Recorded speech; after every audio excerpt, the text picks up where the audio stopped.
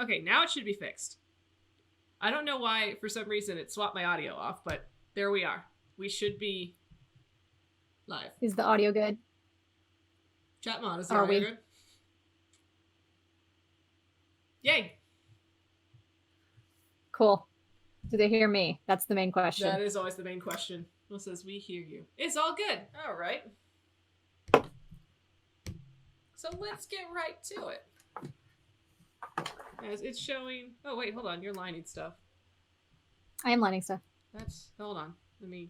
Boop. I made my own layer, so I don't know if that has anything to do with it. That might have something to do with it. Discard that. Okay, let's... Whoa. I can reline. There it is. Okay. Fixed. Fixed. He's fixed. All right, we're good. So, hi guys. Welcome to Demiplanes and Doodles. Tonight is Tief Talk. As we talk all about tieflings. And I have my tea prepared as we talk about tieflings. Time to fling some tea. I have so much tea. I'll have you know, I am drinking the Dorian Gray blend. The Dorian Gray Earl Grey blend. Yes, the Isn't Dorian it Earl lovely? Grey blend. Isn't it lovely? I love it. It's very, very nice. I need to find more of that tea. It's delicious tea. Love Their it. lavender Earl Grey is also delicious. Yes. All right. So enough about tea. We're talking about tieflings. Tiefling. Tiefling. So, Well, that lane. Do we actually want to do shout-outs? shout out. Yeah, let's do our shout outs first. Let's have some Yeah, structure. Let's do that first. Okay. So yeah, you do your thing. All right. Let's do the thing where we talk about our friends Talon and Claw, who do all kinds of cool tabletop paraphernalia that they carve out of wood. They make dice vaults. They make DM screens. They have dual hex dice vaults where you can fit like 2 pairs of dice and a mini in the middle. You have the vault, the Council of 7, which is a single vault. And then they also have like this really neat dice tray, which I promise I'm going to buy one day because I love dice trays and I don't have any. I want one of their DM screens, but I don't play D&D like in real life. I think you should have their DM screen just to hide from people. Well, just hide behind it at all times. I mean, that's fair. It works surprisingly well. And it has magnets so that you can magnetize all your notes on it. So, Oh, that's super cool. Just multi-purpose. kidnap us and have us go to Kentucky, and we'll play a game. Oh God, y'all don't want me running a game. I promise. It's too sad. I would, Lynn. I'm going to play one of your games. I one mean, day. we have Friday night stream. I mean, it can't get any sadder. It can, trust me. I'm DMing still. Anyway, so check out our friends Talon and Claw at Etsy. Their link is down below on our Twitch, and if you put in the code Divine Conquer, you get 10% off on your order. So that's a cool thing. We'll also shout out to Cutie Chained, who does cool little dice bags that she makes out of chainmail. So if you want some neat chainmail to protect your dice bags with, I recommend checking out her Etsy shop, because I promise to buy lots of things, but I just need money first, but I will. We're getting there. I'm getting there. I'm trying so hard. All right, well, what other shout-outs do we got? We talk about our thing. Talk about our thing? Okay, what is our thing, Lynn? So me and Vic here are working on a comic about the super cool duo. I can't curse. The Wonder yeah, that's a good thing. Yeah, so it's about Alistair the Paladin and Wes the Barbarian, and they're not very smart, but they try their best. And it's going to be a comic about those two's adventures, their friendship, and how they're going to try to save the world. And it's going to be beautiful. It's going to be so beautiful. Yeah. Yes. And link for all that stuff's down below too. It's on Webtoons, the teasers are, and it is going to be coming out soon. Very, very soon. So, yeah. Yeah, so Give them some love. And shout out to the Alistair Discord, who likes to show up to these draw piles with us and gives us input. Yes. And if you can join said Discord if you subscribe to our Patreon for about $1 a month, and you get the link to the Discord. You can come join us. You can throw suggestions at us. You can tell us to remind us to stay hydrated. You can just share amazing art of Shrek. Oh god, that was disgusting. The thigh length Crocs made me ill. So I didn't need as an I didn't expert need to see that. on as an expert on thigh length shoe footwear, Lynn. Oh, of course. It hurts me. I don't like it. What is this about thigh length Crocs? What? You just had to be there on the Alistair Discord. Oh, Plug. inside jokes abound. Plug. Anyway, yeah. Well, that's a good plug. Good job. Yes. No, I am not putting Grayson in thigh-high Crocs. He will murder himself if he ever had to wear Crocs in general. But what if... no, I will not finish that thought. Nope, not happening. Okay, let's jump right in. So, tieflings. What are our opinions on tieflings? I have very strong opinions on tieflings. Tell me your strong opinions on tieflings while I draw a tiefling. I do not like tieflings. I no. And I think that's me just kind of being just tired because it's all the same character for the most part. I definitely went into D&D not liking tieflings from the get-go.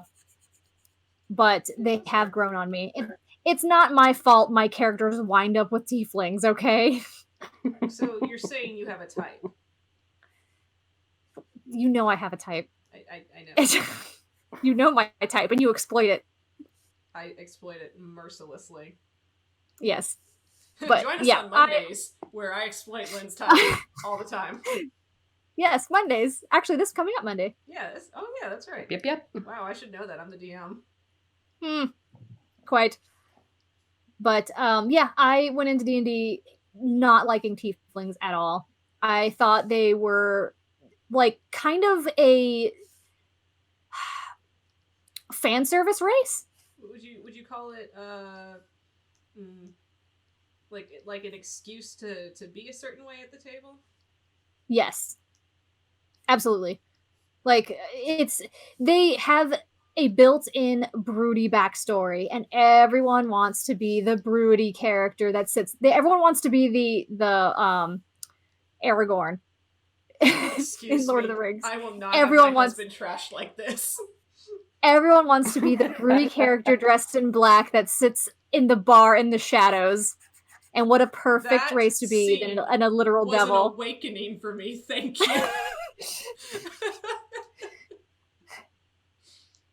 But yeah, like I think their innate like backstory is like, I don't know, I don't find it very creative, I guess. I think it's very it pigeonholes the character into playing a certain way, and I don't like that. Yeah. Personally. That's a fair point to make. So, should I come in on the opposite end of the spectrum, or? You probably should, yeah. Okay, yeah. So, well, initially, I remember kind of skimming through tieflings when I was building characters in the ye old 3.5. I mean, my introduction to tieflings was a little nyeh, because I was raised on the OG material, and the OG material kind of bleeding into second edition was the whole tieflings coming from a group of noble houses that were corrupt for power, and so the devils of the nine hells were like, hey, do this ritual for us and we'll make you live forever. And through all these horrible, like really evil rituals, these people became like devils themselves as they made pacts with demon lords. So that was my introduction, and I was like, wow, okay, that's a thing. And I didn't really have a general opinion on it. And then 3.5 happened, where you play them, and it was I remember skimming the page, and then I turned the page, and then I was like, ooh, Dragonborn, and then I picked that one. So I was like, that one, that's the one I like. Like, yeah, I think I was generally turned off by the predisposition of not wanting to play a race that was kind of already typecasted. And I was like, no, I'm playing Dungeons and Dragons. I want to be the hero. Like, let's, that's why you're playing. And then when I started, that's why I was playing. I was like, I want to be the hero of the story. Let's play something that won't suck for me. I mean, yeah.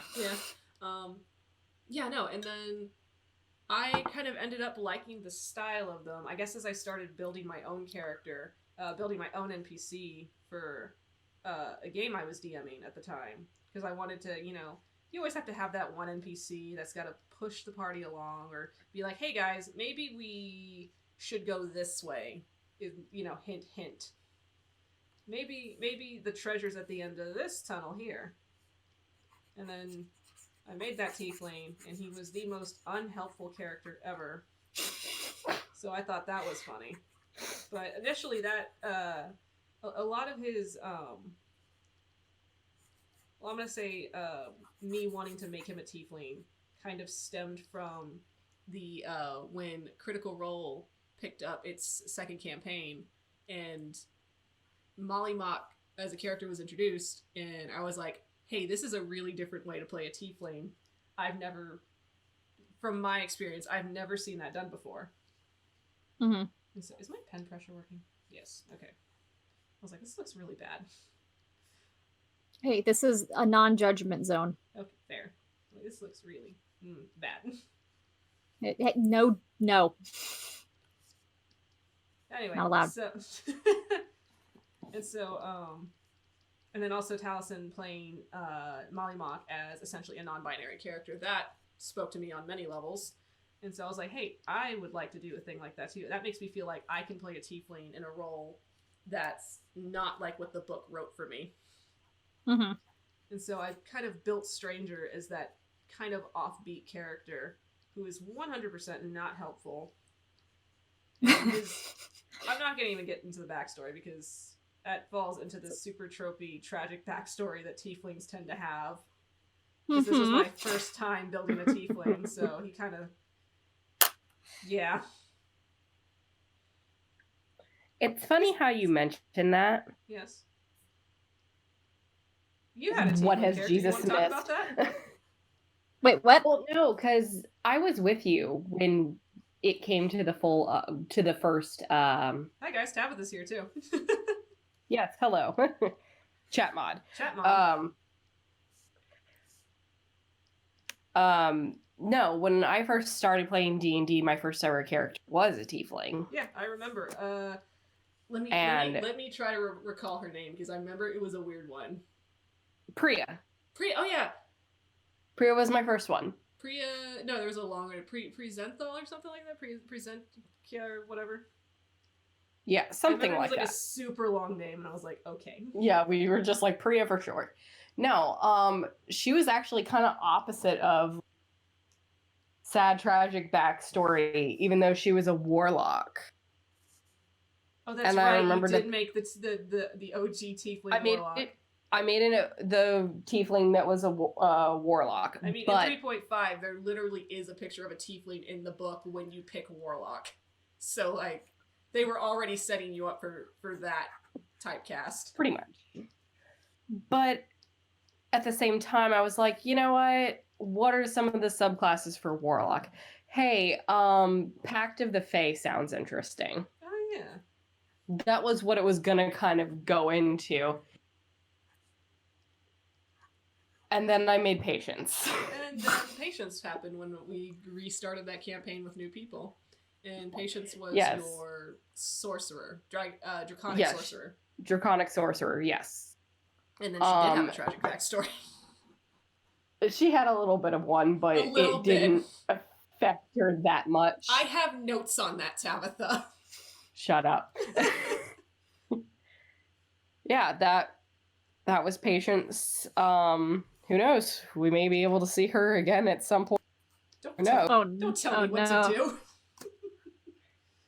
And then there's the other one. You want to talk about your journey through tieflings? Since you seem to have... You kind of went through like a 3-stage kind of arc building your tieflings. Like when... Who, me? Yeah. Or... So... So I guess, describe your first tiefling. Not your first tiefling, your second one.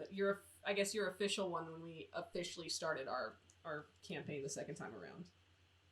Like, what were you going for with her? What was your inspiration? Originally, oh god, did I have an inspiration for her? That's up to you. Made the character. I'm so sitting here just thinking out loud, like, did I have an inspiration for her? Not really. Because at first with the sorcerer, I was like, oh yeah, she's gonna be smart. She's gonna know what to do. Oh, then I rolled her stats, and I was like, you're dumb as bricks. She's a dum-dum. She's a big dum-dum. Oh, poor baby. Yeah, after hearing the wizard complain and explain why a deck of many things is bad. You know what? I'm going to draw a card. Let me draw like 3 cards. Okay, thanks. Exactly. That's okay. Stranger has a strength score of 9. So he's a whole noodle. Yep. Don't even talk to me about strength I remember that. You want to talk about strength scores, Lynn? I don't want to hear a strength score because Grayson has a 9. Oh, I mean, it's not 6. I mean, fair. Could be worse.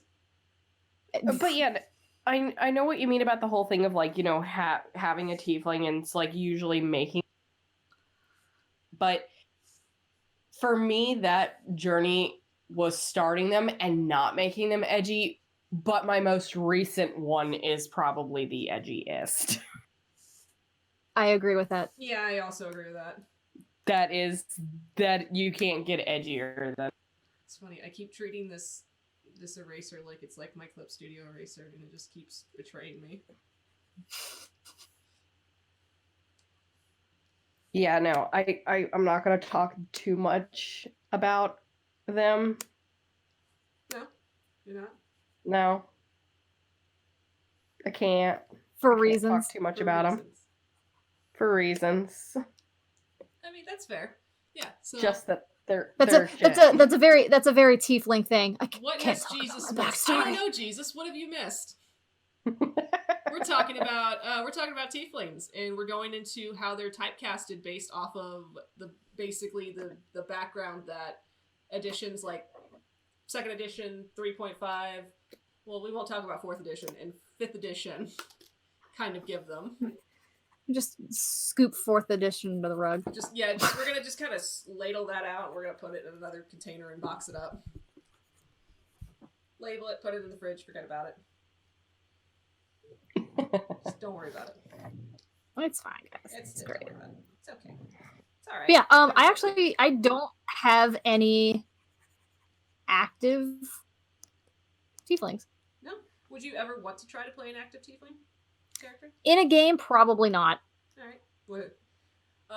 I would ask, if knowing how I run my games, would you want to in one of my games? In play a tiefling? Yeah. No. Okay. Well, I honestly, I probably wouldn't play any race besides human. Fair. Because I love playing humans. We talked a little bit about that. Yeah. In the reroll podcast. Yeah. But Shortbeard said, 4th was my intro. I have a soft spot for it. I have no experience with 4th, so I just hear people being like, 4th edition sucks. That's that's literally my experience. I did not know there was a 4th edition. There you go. Did you think it went from 3.5 to 5? Yes. Yes, I did. No sleep. So what do we got going on here? What? Are you talking about drawings or just in general? Just drawings. Oh, I just kind of pulled this out of my butt. Hey, it's a pretty good thing to pull out of your butt. Oh, thanks. I mean, I'm using a reference, because, hey guys, use references. Yeah, don't be dumb. Yeah, don't be dumb and freehand like this idiot here. Hey, but that's an actually pretty good stranger. He's fine. Don't worry about it. He's fine. He's fine. He's fine.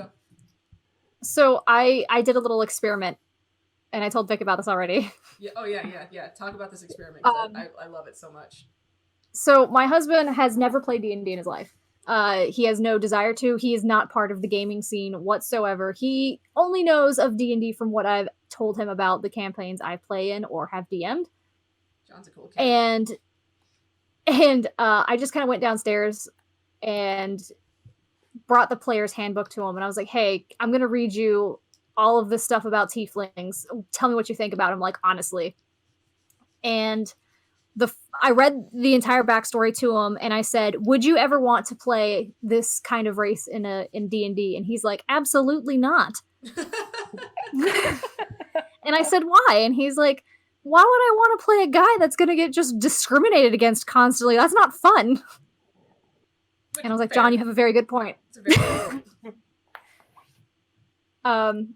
I also asked him, I was like, well, would you be surprised that this is like one of the most popular like character races to play? And he's like, I really don't understand why. He's like, I guess everyone wants to be the badass like playboy kind of character, but he does not understand. He's like, why would you want to play a character that just is trauma incarnate and not have fun? Yeah. That'd be fair. So, yeah. That was a take from someone who's never played D&D before, and I just thought it was interesting. Jesus just clarified for me. 40 sucks because gnomes is a Gnomes were a monster race, yeah. Yeah. That's dumb. Oh, Jesus with his opinions. Shout out to the DM for Sacred World and Harry Potter, who's currently in chat just bashing 4th edition.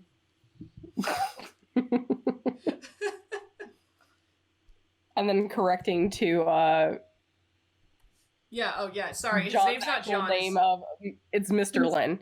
Yeah, Mr. Lynn, sorry. His name isn't John. It's Mr. Lynn. Oh, and I forgot. Gnomes are the best race, Jesus. I showed John like the different pictures of tieflings from. I just went onto Pinterest and like pulled up tieflings, and I was like, see, these are the kind of tiefling like what people like make them look like and stuff. He's like, see, those look cool, but unless they have any really cool superpowers that like make up for the fact that they're going through all this BS, then I don't see the point. They have infernal blood. That's about it. That's about it. And resistant to fire. Yeah, and he personally did not think it was worth it to play one of those ever. And then I was like, oh, here's like Critical Role, like here's Jester, and he's like, oh, she looks really nice, but what's the whole point of the scary backstory if you're just gonna be nice? And then I showed him Molly, and I was like, oh, here's this guy, and it was like a picture of him like holding up a card and just kind of looking dashing as always, and John's like, oh, he just looks like a ladies' man. I'm like, yeah, kind of. You're half right. But yeah, his general like thoughts on it was everyone's wanting to be the bad boy. Yeah. So he guesses that's why it's popular. So yeah. I mean that does make sense. It's just I guess wanting to like you kind of want to get into that niche of wanting to I guess be the cool kid because I'm gonna just generalize here because in real life you're not actually the cool kid, so you just want to personify being the cool kid, like the cool bad. But why boy. would you pick a race that's constantly discriminated against if you want to be a cool kid? Because maybe they're secretly Bender from the Breakfast Club. I love Bender, thank you. You're welcome. I have a type, remember? You do have a type, and I'm just gonna say I'm pretty sure Bender would play a tiefling. Yeah, probably. Yeah. This is why all my characters like have a thing for tieflings. It's very true. I can't Right, help it. I'm sorry. Stranger go away. Because I need to draw a thing now.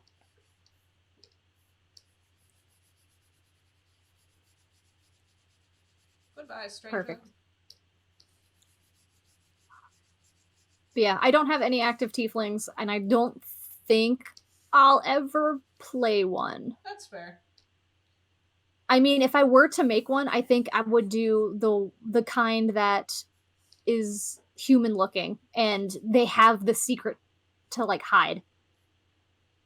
Because most of the times when I see tieflings, they're very, very outwardly tiefling looking. But I want to play the one that's like kind of got the recessed gene, So you would say I think make maybe playing it like how we had that kind of offshoot where Grayson was secretly half tiefling. yes, Because that was I'd actually play a it. fun thing to explore. That was really fun. Yeah, there was a whole like alternate universe situation, and it was fun where he didn't know, and he was brought up differently, and like measures were taken to make sure he didn't look a certain way. It was cool. Yeah, that actually sounds like a really fun tiefling backstory to explore, especially just playing it in a way that I guess that would entirely depend on how the DM wants to run it, but just playing it in a way of your character secretly being half of something. And I think the general table rule is always, if your character is like either half of two races, you have to pick the stat of one. So yeah, human looking. So say you take the human stats or you take the tiefling stats, depending on which way you wanted to play it. But just never knowing about your other half until it's like just the shoe just drops in game. Mm-hmm. Speaking of very obvious looking tieflings, I'm gonna get started on this. Jesus, boy. let's save that conversation for next Monday. Let's save that. No, it's my show. I'm talking about it now. No, I said Jesus because he was like, abyssal and infernal, should they be air quote evil? Yeah, we're talking about tieflings right now, so it's whatever you want to do as the player, and it's whatever the DM will allow at their table.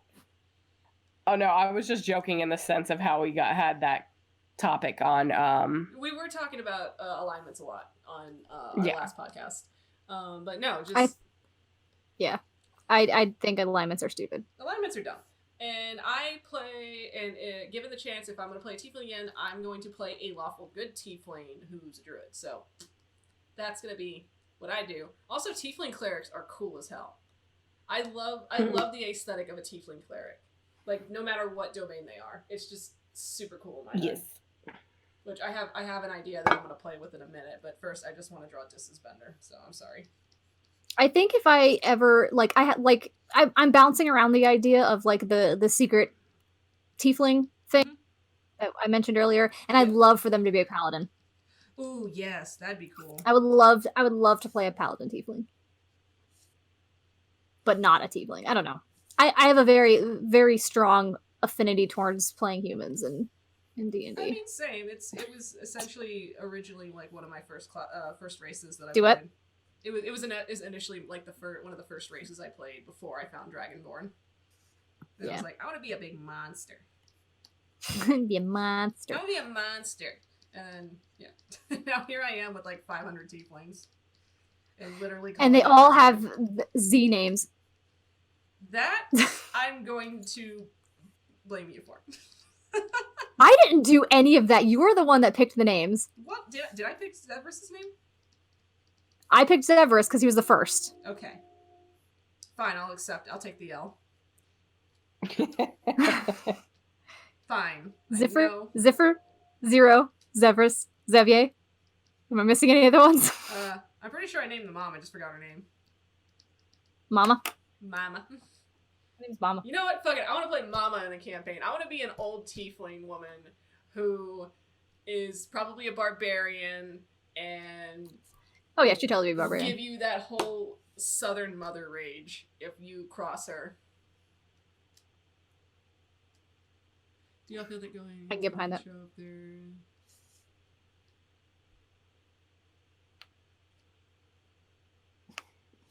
Yeah, 100% what I do for just reading off the chat. 100% what I do character-wise, I do out of spite because I'm trying to offset a balance. Oh, same. Because I'm just like, I see it done this way so many times, so I'm going to explore it this way. Which is why you have blue Tiefs. So if you say that my trope is being spiteful, then yes, that is my trope. And I subscribe to it wholly. I have learned to be a spiteful human throughout life. Oh crap. Did I just admit I'm human? Good lord. Nope. Not allowed. Alright. I'm not sorry for this whatsoever. Oh god, what are you doing? Oh my god. This is Bender. Of course you are. You said you had a type, so I'm combining your types. You've combined all of my types already. I know.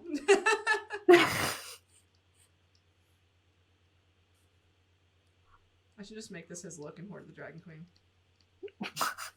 Please don't. You hurt him all enough already. I did no such thing. I did not hurt him in the way that another DM has hurt him. Okay. I have been kind to him. Sort of. Uh-huh. I've been kinder than most. Oh, Zephyr can be pretty spiteful. I have not explored his whole character yet. You have a little bit. Just a little bit. Oh, yeah. Yeah, given the chance to explore him as a three-dimensional character in-game, he's going to be so fun to play with. You played him in that little one-shot that we did, and he summoning the freaking Fae. Oh, yeah, that summoning 2 Fae demigods. Yeah, that was awesome. A hell of a roll. Zenebe is another Z, and I love him. Shout out to Steph, who plays Ophelia in my Horde of the Dragon Queen game, who gave me Zenebe, the pirate tiefling captain. Because I just wholly started embracing tieflings as diverse characters.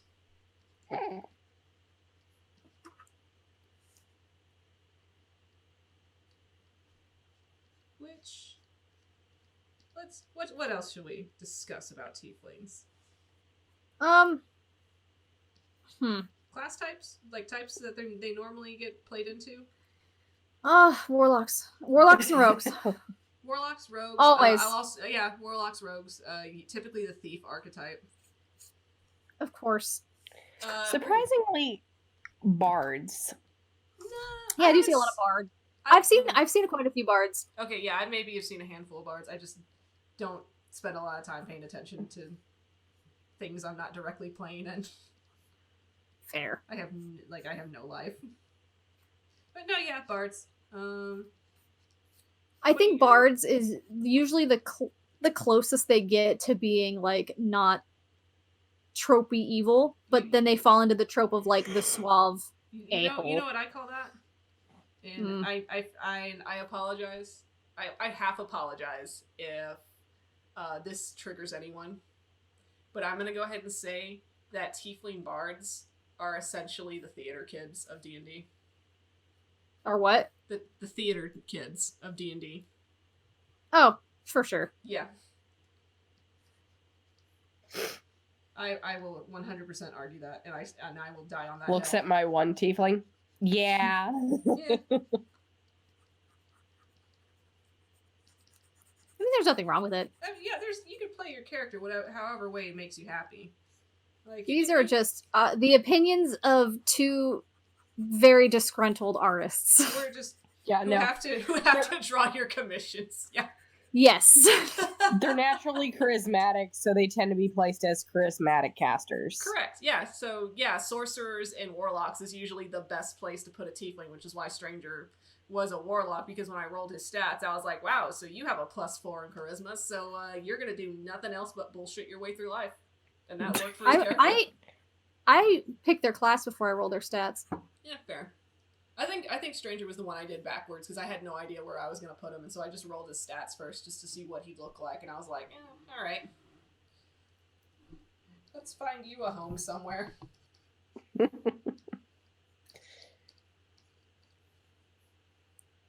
I don't know who this tiefling is, so guys, give him a name. Give him a name. I like he looks like he could be like a classic Greek hero in a way. He kind of gives me that right. It's because his horns look like the like kind of like the laurels, and he also has like that really sculpted face too. Zach has been offered. No. Again, I have a type. Should we give him a Z name, or should we just jump off of that norm? Oh, we might as well just keep rolling with it at this point. All right, Zach was offered as a name, so let's see where that goes. Okay, cool. What class is he? What is he?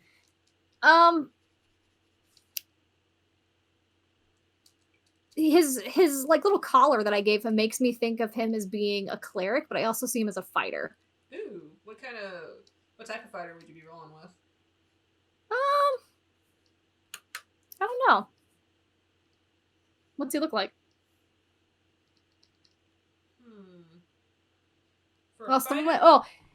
Xerxes is a good one. Holy crap. Xerxes. I like it. Zevin. All these Z names. He could be Zenith. a wizard. Oh god, let's make another Eldritch Knight. Oh no. I would totally see him as a champion.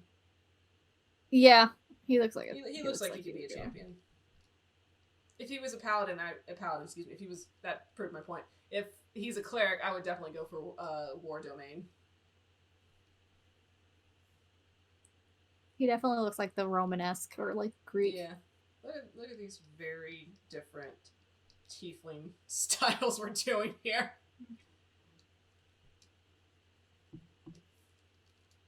I take my job very seriously.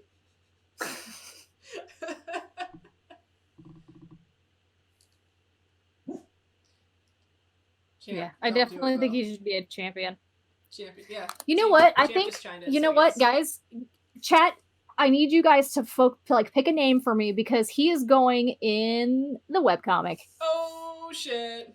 He's going to be the tiefling for the Broken Arrow. Because I needed one still. Oh, nice. Need to fix that. Oh, shit.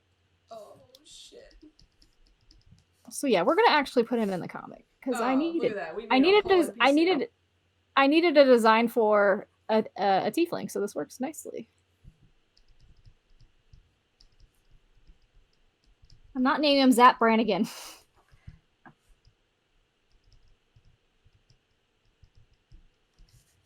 I think I had a name for him originally, but I'm willing to change it.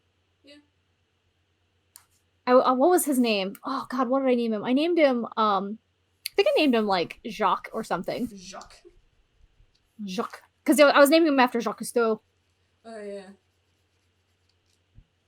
Goodbye, Des. Like French names.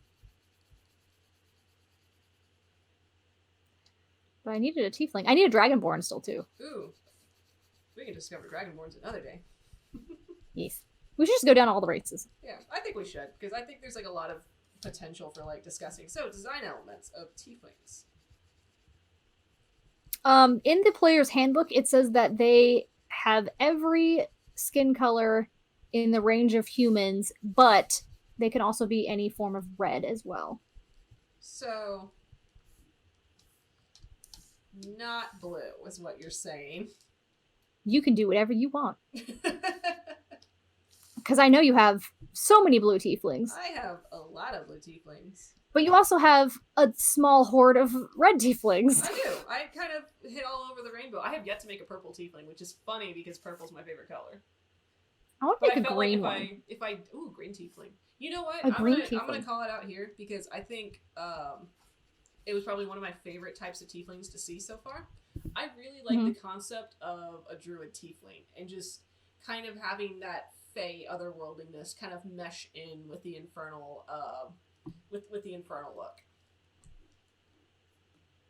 So like a tiefling that, you know, green skinned, kind of has like the moss on the horns, kind of looks a little bit like kind of like a mesh between, you know, a tiefling and a satyr and a dryad. Like I think that's a cool look. That would be sweet. That would be such a cool look.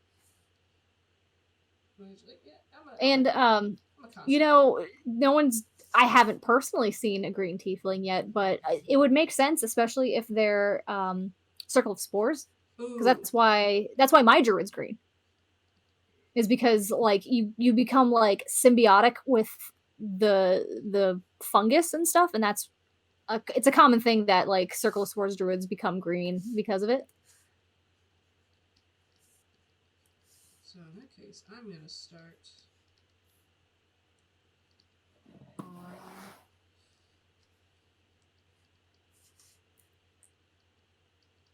a green tiefling. see. That's a lot of names. People had a lot of names to give. I'm gonna go for an interesting look at this one. Okay. Not feeling that. I'm trying to think what kind of silhouette I want. Ooh, that's an interesting ear shape. I'm keeping that. Do what? I just made an interesting ear shape. I'm keeping it.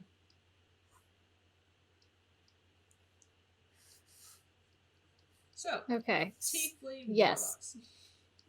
While we are on that topic, The common The tiefling common. warlock. I have a hand in that circle. Tabitha also, I believe, has a hand in that circle. Yes. Discuss.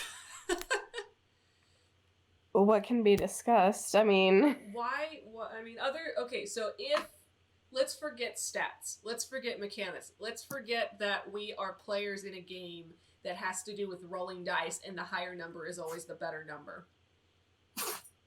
Why pick warlock?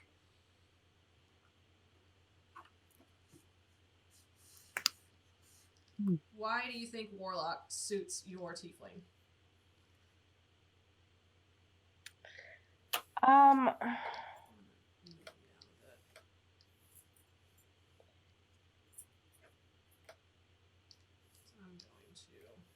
Some room with the horns. I'm taking a picture. I'm saving this picture of this guy and uploading it to the Discord. Yeah, So I have his face for later. This And then I'm going to draw another. Okay. I think we should expand this. I'm having to sit here and think, but at the same time, I'm looking at what you're drawing, and I think the aliens from Animorphs. Thank you. That's 100% where I was going. So I have this thing where I can't draw deer antlers to save my life without reference. So always use reference, kids. So because this is a poor man's attempt at doing deer antlers. But I'm going to stick with it now because I'm going to say it's an intentional design choice for these tiefling horns. So it's like, kind of playing... I could say that it plays into, them being a circle of spores druid. And it's like, when the horn breaks off and it's like new life trying to regrow into it. So the horn kind of offsets and tries to regrow somewhere else. Mm-hmm. That's my bullshit answer. Well, back on your question of, why warlocks? Why? Warlocks. Why? I mean, Just what why? made you want to pick warlock for stranger? I would say because it fit his backstory when I was writing it. And also for plot reasons, because, there he goes. He's gonna go out in, layers, so this is gonna be weird to see. No, the lineless layer. Oh, here we go. Actually, it doesn't look too bad. That's pretty nice, yeah. Ooh. Yeah, I would say warlock because everybody loves to play. As you know, I play Wes, the barbarian warlock, so I always pick warlock for story potential because you can get such good story potential out of warlock. And sometimes sometimes you just kind of need that moment of when the cleric or the paladin or the druid in this case prays to their god, and it's like, God, what do I do? Please help me. And they're like, oh, my child. And they'll shine a beacon of light in the direction you need, and then you have the warlock be like, hey, yo, daddy, I need help. And it's just like, go fuck yourself. Basically. I don't know. I kind of love that dynamic. Yeah. It's a good role-playing potential. Yes. Well, with this one that I have planned, I do think they would be great roleplay potential. Do you want to talk about your pact? Or do you want to leave that alone? I mean, when it comes to, the subclasses it's a fiendish pact. Yeah, of course, fiendish pact. Pact of the... Tome. Nice. As is stranger. Because I felt like I needed more spells. That was 100% the reason I picked that. I was like, I want more spell potential. Also, I wanted Vicious Mockery. That's in my book now. Fuck you. That's kind of also how it is with this one, too. I solely picked Pack of the Tome because Stranger needed Vicious Mockery. Because I didn't want a multi-class. But funny enough, when I made this character, they were not also originally a warlock. They were a cleric. This is true. You were trying to play into the knowledge domain. I remember this. Yes. Yep. And that is also, I guess if I ever do play them, that will also be a potential class. But aside from the knowledge domain, the only other domain that I think would also work is the order domain. So, if we want to put our daddies on the table here, as I'll say, because let's be real, that's exactly what your Warlock Pact is, your sugar daddy. Yeah. I'm gonna not talk about West. We're talking about Tiefling, so West stays over there.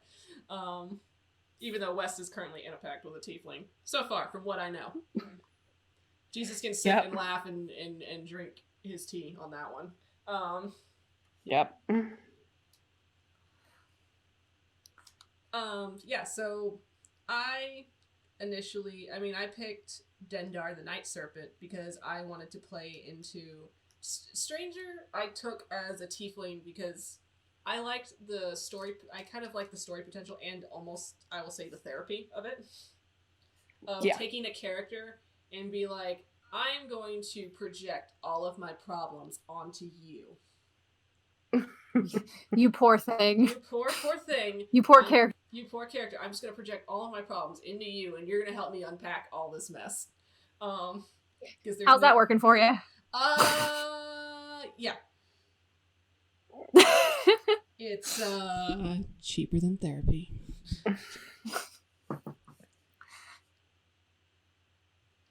Yeah, so I kind of played into his backstory. I figured having a kind of a pact with a deity that I'm so glad you got to go see drag queens and kings do their thing, Jesus. Thank you for living your best life for me. Thank you. Yeah, so I picked basically for story potential of having that pact with a deity that played into his character trauma in a way. Because warlocks are just nothing but balls of trauma, let's be honest. At least my experience with warlocks is they're nothing but balls of trauma. That the DMs just love to poke with a stick. Yeah. Lynn, would you ever play a warlock? Grayson was also going to be a warlock. Ew. He was supposed to be a bard first. Is that still on the table? I mean, if story needs it to happen. Well, no, I was just... Story wills it. If story wills it, I mean, I'm not going to stop you. Do we want to get technical? He's kind of in a pact for life with a tiefling already. Yeah, let's get to... Yeah, that's fair. So, take that as you will. But, I see him more becoming a sorcerer versus a warlock. Yeah, that's fair. He has the charisma for it. Yeah. I got stuck here. I'm trying to think of what to do.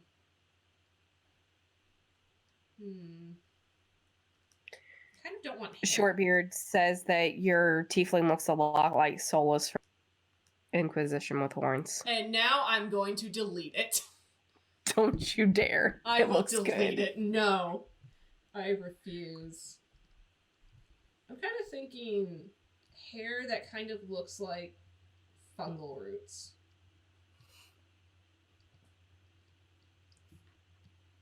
I feel like your tiefling would live in the woods where my druid is.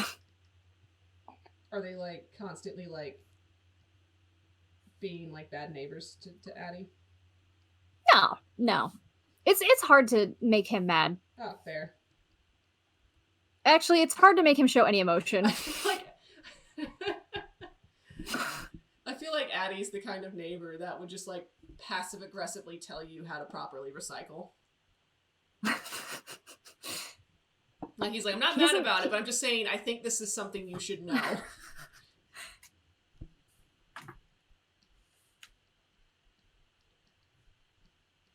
Yeah, so I'm gonna roll with that. I kind of like that look. And then just kind of make the horns kind of look like twisting roots. Man, I really like this druid idea. You know what it reminds me of? What? Pan's Labyrinth. Oh, that's fun. Yes. Ah, yes, my good old daddy Guillermo. I have his art book and I love every minute of it. If we want to talk about art inspiration for a second. Lord.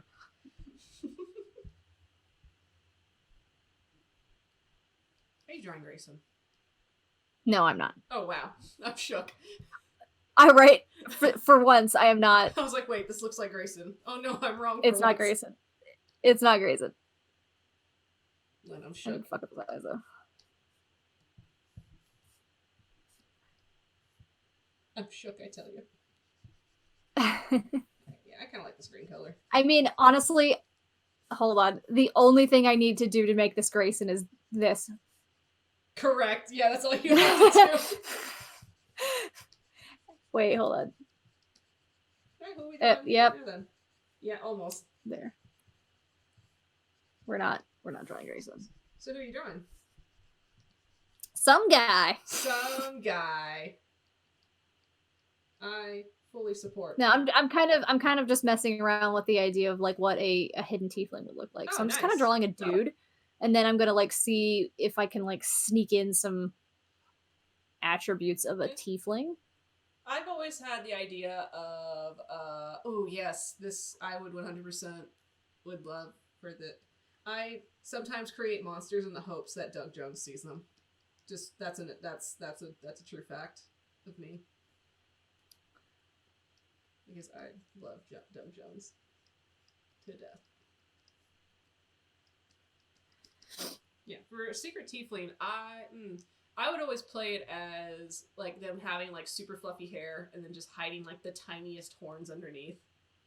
Like here. Whoop. Like, well, just like you wouldn't know unless you like put your hand on their head and you're like, wait, that's a weird bump you have, and it's like, yeah, it's a thing I've had since birth. You know, like how people kind of. Deposit. Some people are born with tails. It's fine. He looks like the kind that would keep it in the jar.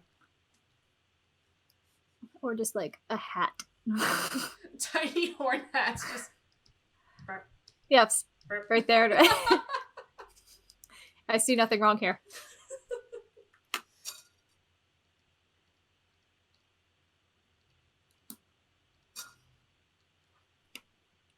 I would 100% want to play this druid as like, kind of like, I would probably want to play this druid as like a high level druid where they're already like at the, I've lived for thousands of years. This would make a good, I'm going to just say this would make a good NPC. I live for thousands of years. Anything you say cannot affect me whatsoever. Yeah, I've lived for thousands of years. Everything you say is bullshit, and I'll tell you why. Also, that's how I play Addy a lot. That's why he's so just kind of aloof. Aw. Because he's like, I just deal with death all the time. Like, I've been there, seen it. Exactly. He's like, yeah, that's the worst that can happen. I'll die. It's like, what's the... Oh, a stranger and Addy are on the same brain cell. Yeah, pretty much. It's like, wow, what's the worst you can do to me? Kill me? You'd be doing a lot of people a favor. Yeah, right?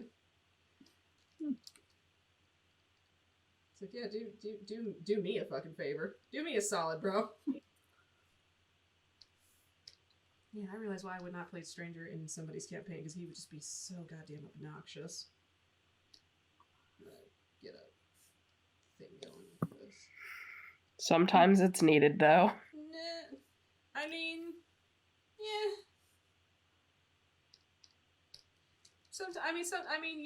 You can play your character to however the character is, but you know, you also have to kind of keep in mind the people that you're playing with at the table, and not everybody is subscribed to that same mess, and they probably don't want it. So it's just, which I understand. Kind of, you know, and I say that also goes in with picking your class, picking your race. Kind of, you know, do what makes you happy. Do what you feel you'll have fun playing, but at the same time, just kind of be mindful of your table. Because you can't just be like, I'm gonna play a chaotic neutral tiefling thief, and I'm gonna steal from everyone in my party, and I'm going to set the tavern on fire because it's what my character would do. I hate that. Yeah, that can be obnoxious. Like, I think people should be a little better than that, because that just creates problems at the table, and then nobody's having fun. Because the only reason why we're there is because we want to have fun.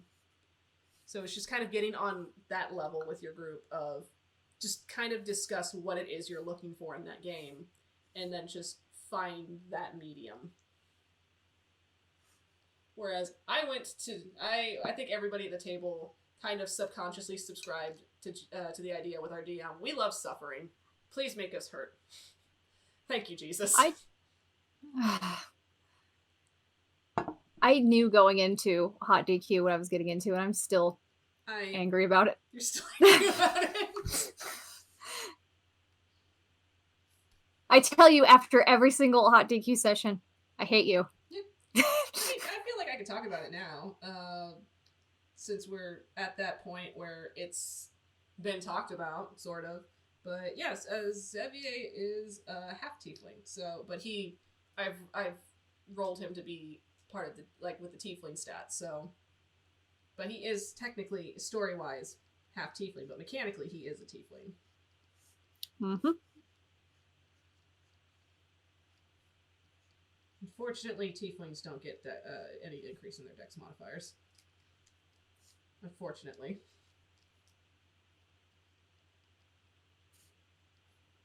Hot Dairy Queen. The hot Dairy Queen, yes. That is actually our image on our group chat. It's a Dairy Queen on fire. It is 100%. Your secret tiefling. I like secret tieflings. Yeah. I don't know. I might see where this guy ends up. I mean, either that, like, whether you decide to put him in as an NPC, play him as a character. Because, I mean, if you play him as a human, it still technically works. Mm-hmm. Or you love me some humans. Yeah, where you can just play him as a secret tiefling and get that sweet, sweet charisma bonus.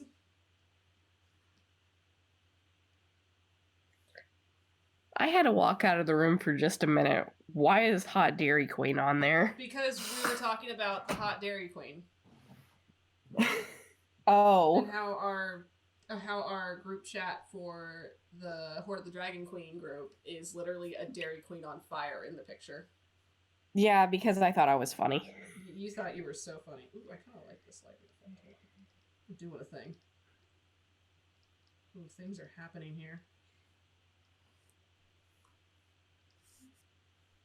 I know we're not talking about druids, but, like, how cool would it be to have a bioluminescent druid? Is Addy bioluminescent? Can he be? Yeah. Ooh. He is. Oh, I feel like. How did you not know that? I was not paying attention. Yeah. Let's just say I don't pay attention during certain roleplay scenes. He, first off, it's nothing like that. Thank you. No, that's why he has all the glowy mushrooms. Like, that's what he is, connected to, and he glows. I don't think I've seen him glow, is what I'm saying. He only, does it... Shut. Like I said, I don't subscribe to that roleplay session. I feel like Doug's done.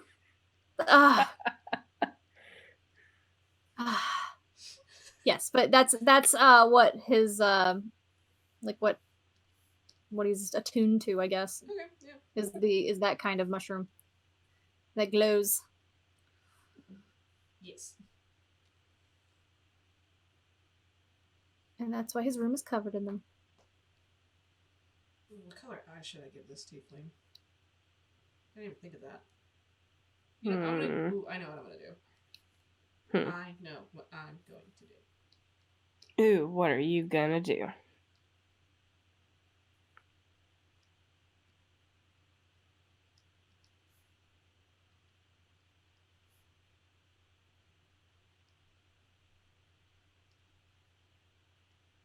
Yes. Perfect. Lovely. Yeah, so there's my tiefling druid.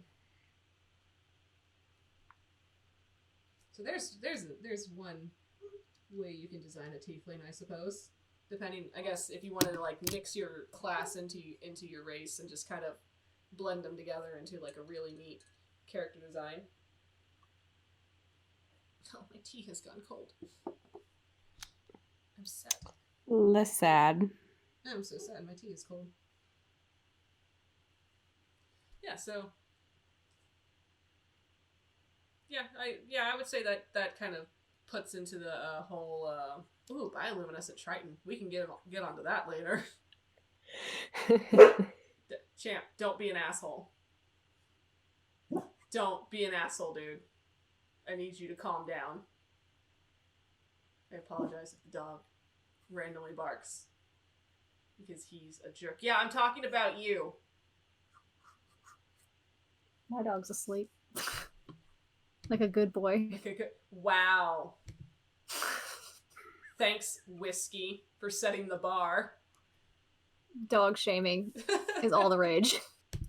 I do like how their horns almost kind of go into it. Come here. How their horns do what now? Go into a heart. Oh, that was unintentional, but yeah, I like it too. Yeah, so Circle of Spores Tiefling Druid. That is the thing I made. I like it. They're cool. Yeah, I do like how their hair kind of like, for me, it resembles moss. Like I could see them blending in next to a tree. I was actually kind of having it kind of, because I'm going to play into the idea of they're like a master druid, and so they're like thousands of years old. Let me get them spots, because I like spots. Like a master druid that's thousands of years old and has seen like the beginning of time, the end of time, blah blah blah, all that shit. You know, one of those NPCs. And just kind of plays into the whole I don't know. I wanted them to look kind of, well, I should add more lines if I'm gonna do that, but I'm gonna do that actually. Should this guy be red? Maybe he can look like he's like permanently sunburned. Permanently sunburned. This pinkish color. Dude, that would suck. And it's just like, dude, like what's I burn easily. I burn it easily, but I don't. Yeah, so if I wanted to... Yeah, so I wanted to play them as like kind of like one of those ancient characters. So let me just add a little more lines to them, actually. Even though druids technically age differently once they hit that level, but you know. I like characters that show age. Yes, but tieflings themselves, they live up as long as humans do, if I remember correctly. Yeah, but as a druid, you for every I guess few years, you only look like you age a day. Yeah. No, I understand that. I'm just saying that for tieflings overall, they age the same as humans. Yeah, they do. Under normal circumstances. Unless plot calls for stupid things. But I just like characters that look older, because I like seeing that. There we go. I am proud of that one.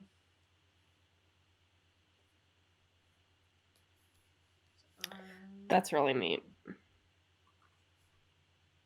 Gonna say that. Beep beep. Into my draw file. For later reference. For later reference, because I actually really like this character design. Hello, Jeremiah. There we go.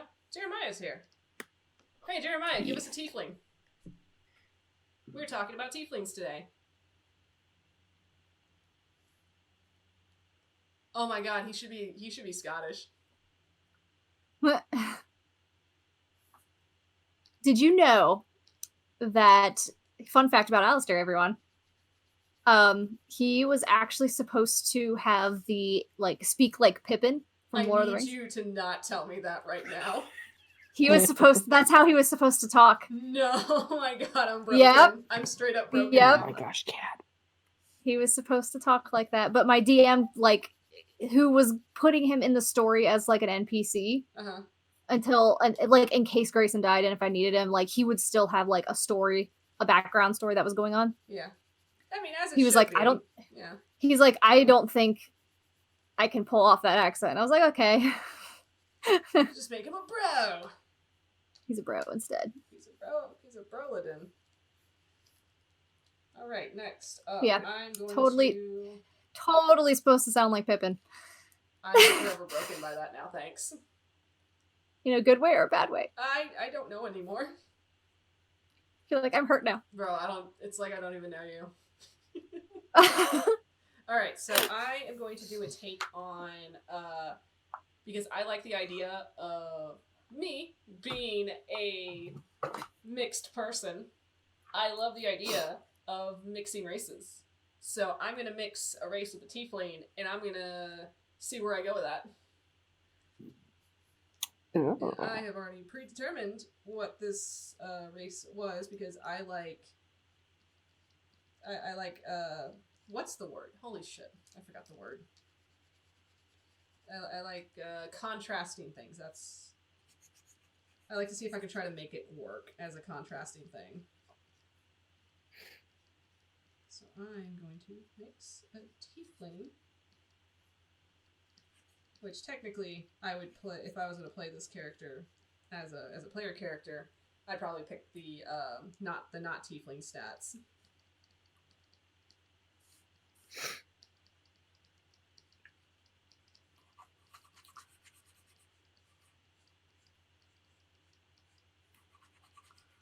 Why do I always draw characters like that?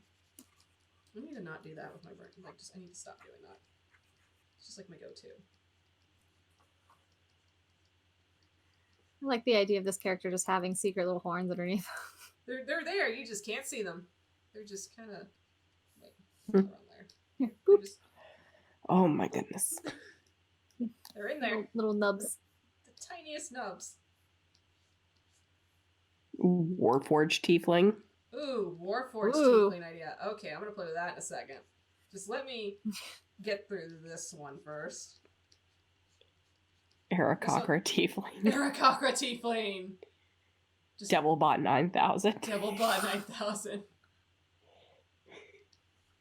Ooh, like a tiefling that was like, I could see story-wise a tiefling character that died in combat, and so they're with. This is how much I know about Warforged.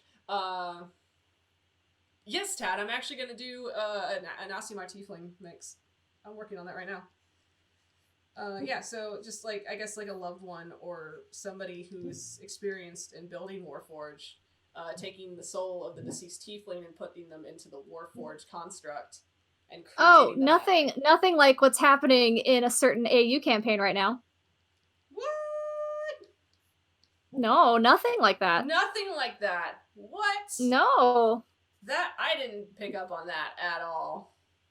It's because you guys keep missing out on stuff. Hey, I had an idea. You did have an idea, and it was the correct idea. I had a vague idea, and I was like, is this what's happening? And you're like, yeah, that's what's happening. And I was like, oh. Let me nudge. I'm gonna go nudge.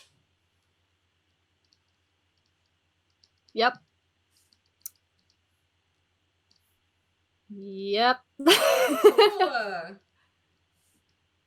One-shot campaigns are fun. Hey, champ, stop barking like an asshole.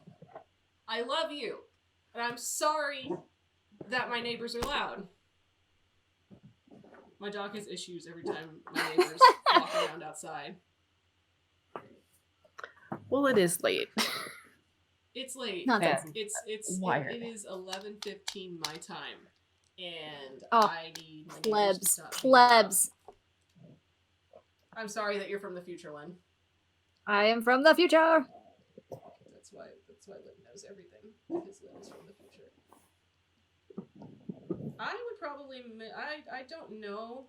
I'm thinking about it. No, I hate that.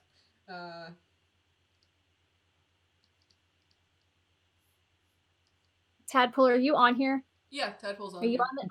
1:16 p.m. for me. Then they got to hear the one-off Tadpole thing. is from the mega future.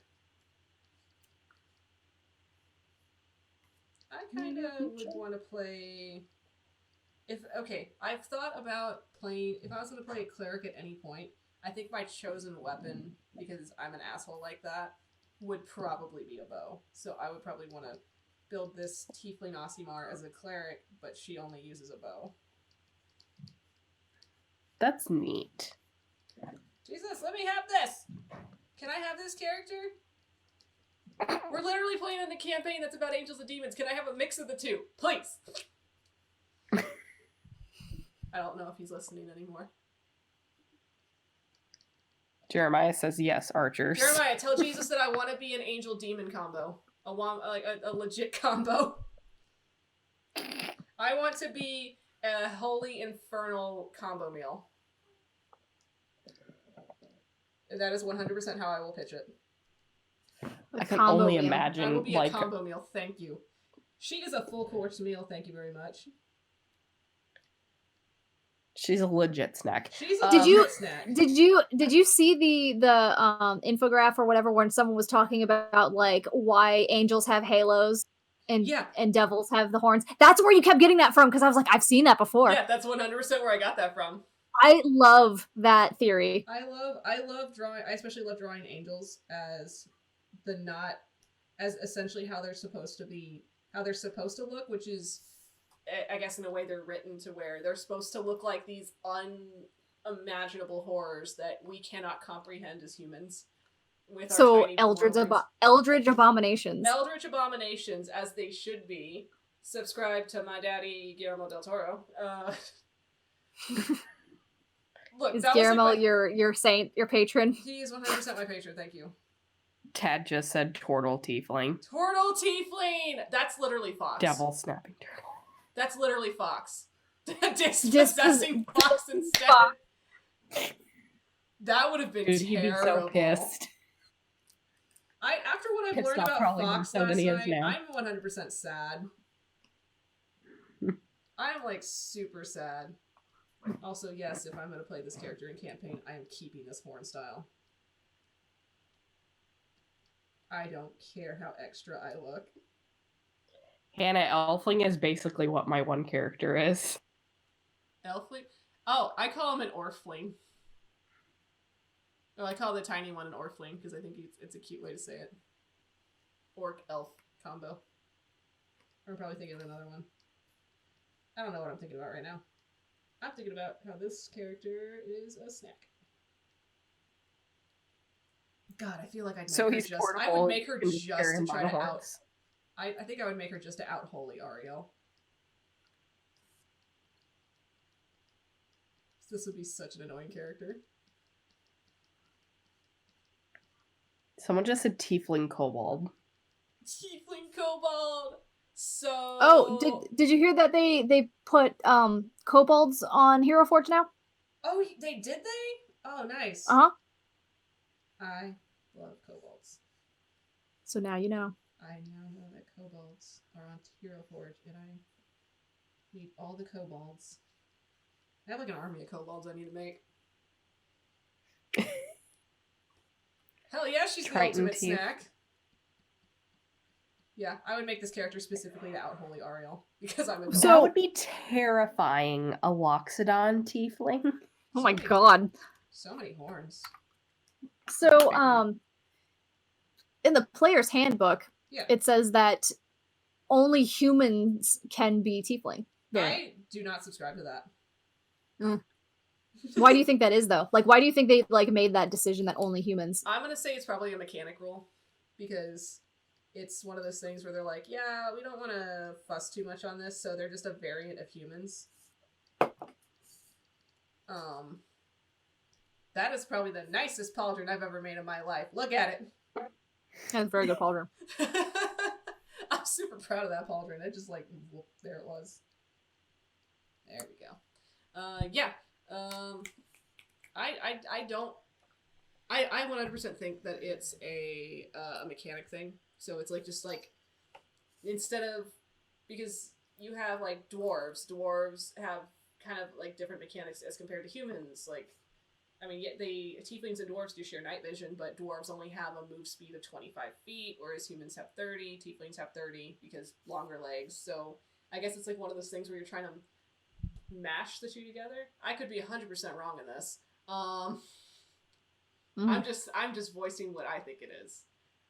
And somebody can like go on the chat now and be like, "You're wrong, you nerd," or they can go on the YouTube comment section and be like, "You're extra wrong, you nerd," because YouTube comment sections are scary.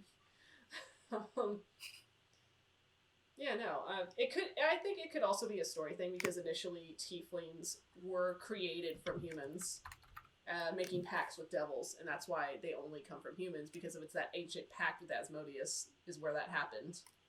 Because humans are flawed. Humans are flawed, and we so easily fall from grace.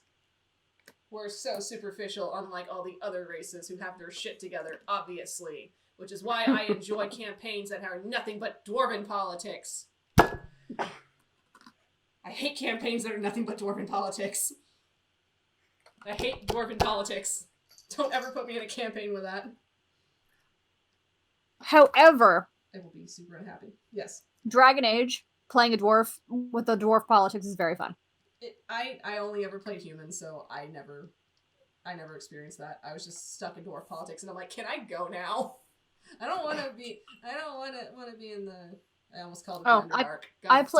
I played every single race and option in Dragon Age and Fable. I only ever played human in Dragon Age. In Origins, I only ever played human. I never wanted to play elf for some reason. Oh, it's probably the same reason as people don't want to play tieflings because everyone's super racist to you.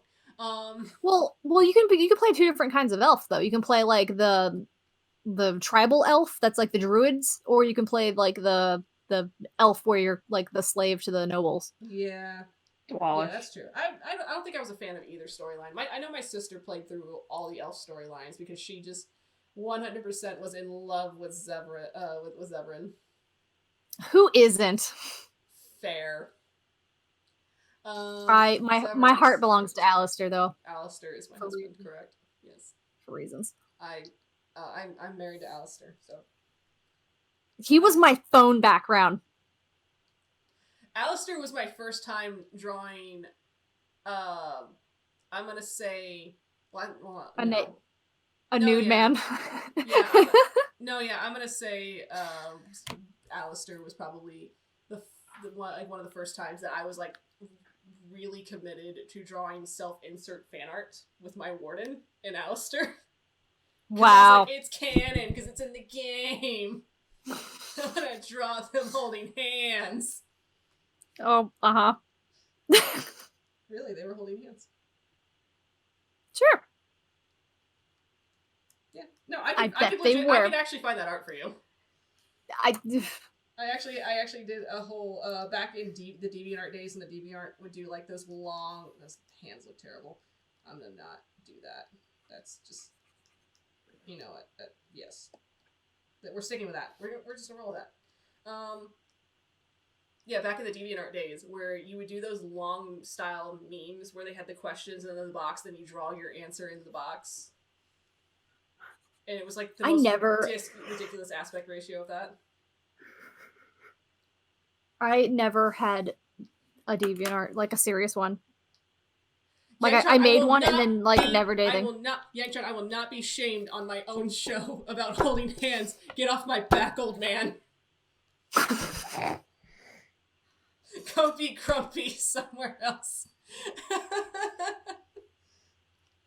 Oh my god. Hand-holding. Hand-holding's not allowed, guys. We can't do hand-holding. I'm sorry. You can't do hand-holding because hand-holding is way too hard to draw. Hold my hand, bro. Wait, hold my hand, bro. Hold on. Bro. Hold my hand. Yes. Yes, hold my hand. I couldn't find my pen. Oh no, the very real art struggle. Where the fuck is the tablet pen? Oh, that's a sad image. It looks like a potato.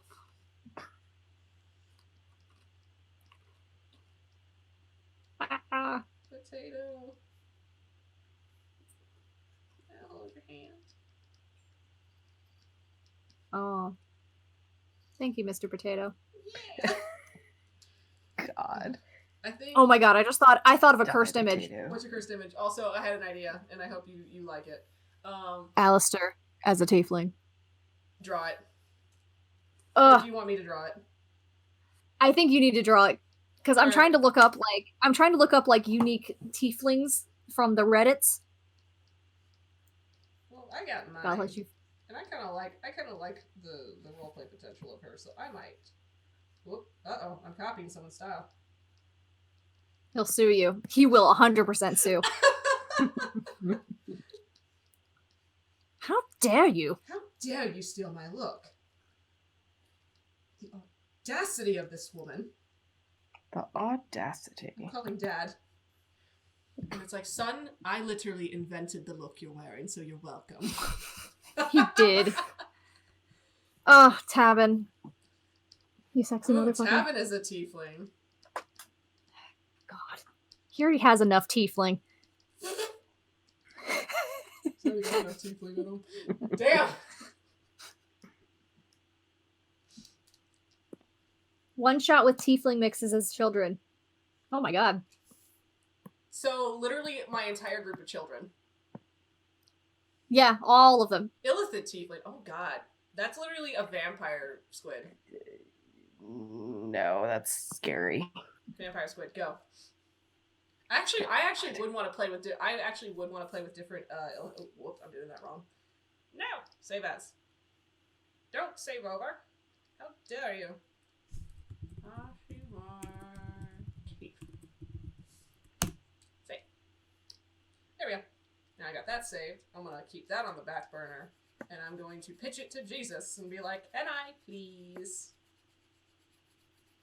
But I have the inkling that West is not allowed to die, so this is going to suck. Bad times all around, guys. So basically, Greek Zeus mythology, Tad. A whole party of siblings, their dad was the demon that banged a bunch of other folk. So we all go to hell to complain and ask for child support. Daddy! Daddy, father. Father, please, I would like the macaroni. You know what's funny? Would you put it like that? Alright. Because that's I can only imagine Kaizenplay doing now. Support your child in his journey into the arts. Bitch! Grayson, what's the first thing you notice when an attractive person talks to you? The audacity. How dare they? How dare they? Alright, oh god, let me remember how to draw Alistair. Because I only draw him so much. Wait, I think he would look cute. Oh my god. So, I'm reading up, like, unique character, like, tiefling ideas that kind of break the mold. And this one person says, I have an NPC that I'm planning to use in a high-level, high-magic campaign, and it's a trickery tiefling cleric who has dedicated his life to being an annoyance to the Lord of the Nine Hells. I love it. Oh as my somebody god. who has just last night committed to having this character say, I will kick Asmodeus's ass. Yes. My druid did that too. It was fantastic. Your druid literally walked up to Asmodeus and went, who the fuck are you? I was so proud of him. He's a good boy. He's a good druid boy. Untitled Tiefling Goose Game. Untitled Tiefling honk. I got you.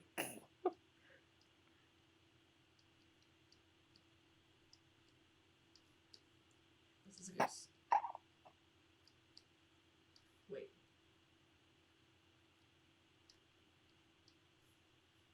Done. Wow.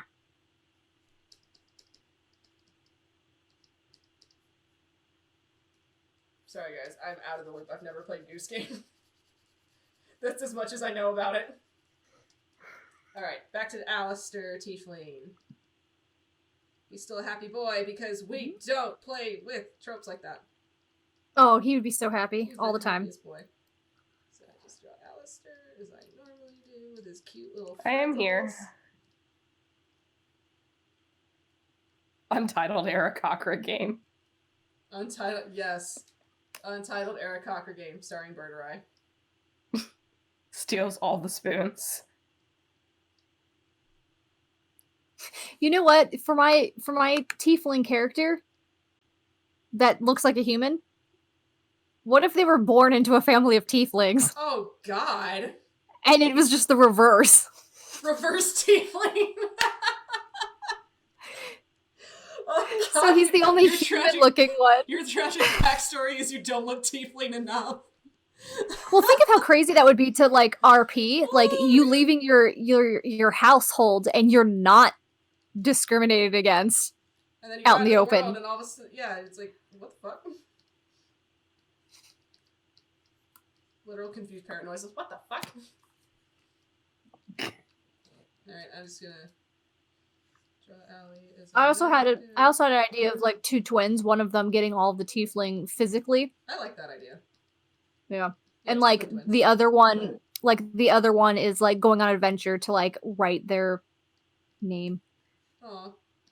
Oh, Shane, that's sad. I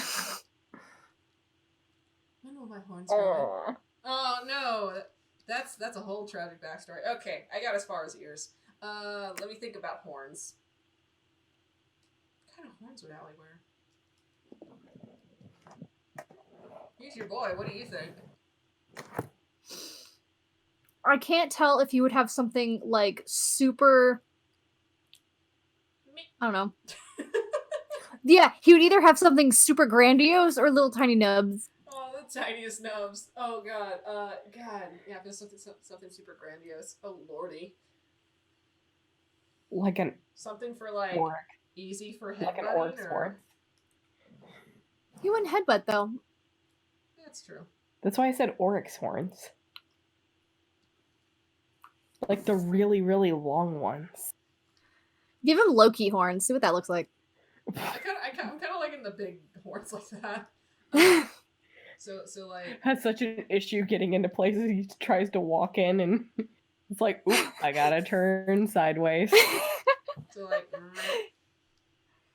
tennis balls at the end of his horns. Aww, poor guy. He has to put the pool noodles on. He already needs to wear pool noodles anyway.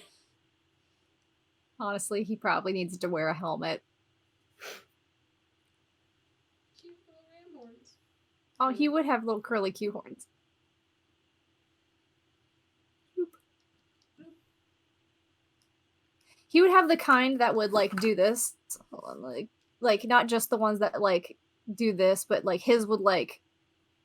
Oh, you know what I mean? Those are fun. Like they would spiral outwards So, and like, just be annoying. So like front of the head, side of the head, top of the head. They'd probably be probably top of the head. All right. Oh, I can see like his braid getting like entangled in them. I was actually imagining that he like braids around his horns, so they like make. Oh, probably. So yeah. Yeah.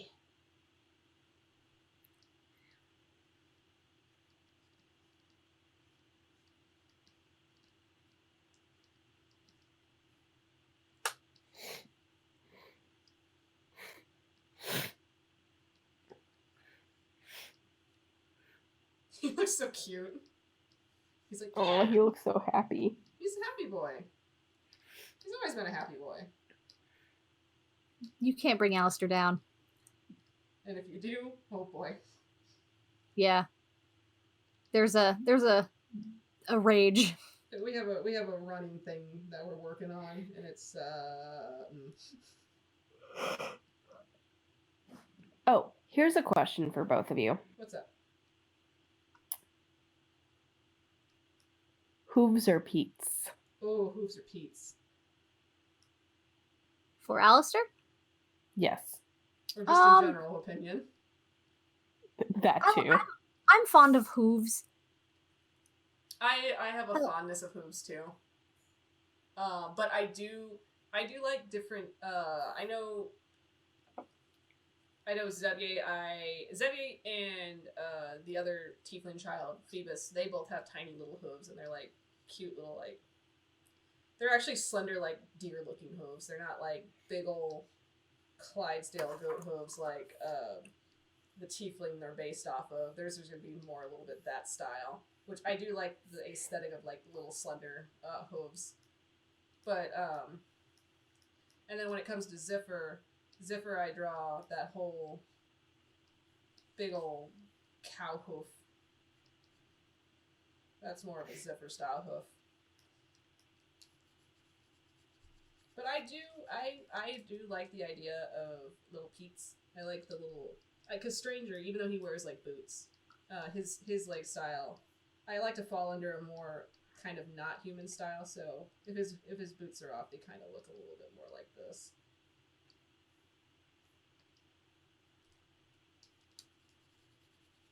So I kind of like playing with it. Speaking of, Player's Handbook says they do not have a prehensile tail. Oh yeah, fun fact: tieflings do not have a prehensile tail. So unfortunately, if you're doing it for RP purposes, fine. But mechanics wise, you can't have a prehensile tail for the sake of you can't use it to hold extra weapons and shit.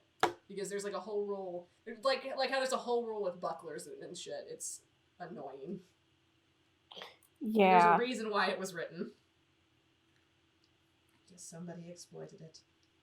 Wait, wrong person. I immediately did that on instinct. It's funny when I sit here and Oria basically has a trunk where it's prehensile, and she could. There is something written in there about that. There is something written in it, and she can't lift she can't attack with it, and she can't lift up to a certain amount of weight. But I never need to use it for anything. You just use it for flourish. Like if you're making a point, you use it. Like I even if you're not, actually actively saying it in my head, yes, tadpole, the little tiny cat feet noise.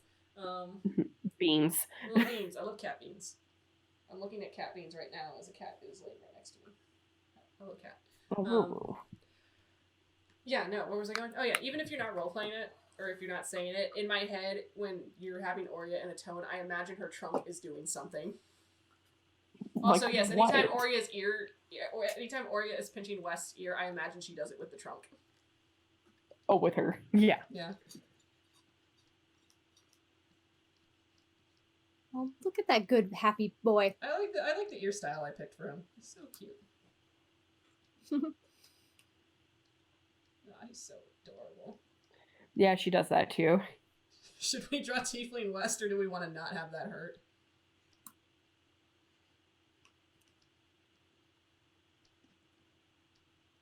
Lynn? What? Should we draw Tiefling West, or do we not want that hurt? That 1-800, are you slapping? That poor child. So is that a yes or no? That's up to you. I mean, I know what it looks like, but I don't know.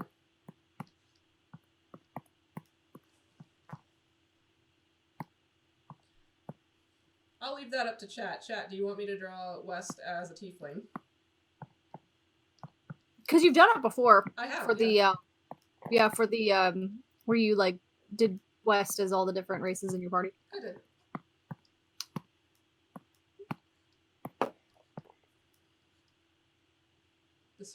This line's giving me fits. Oh no! Everyone wants me to draw the West tiefling. Uh-oh. Oh no! So Lynn, you can draw West. No! I drew Alistair, so chat demands you draw West. Okay, hold on. Dun dun dun.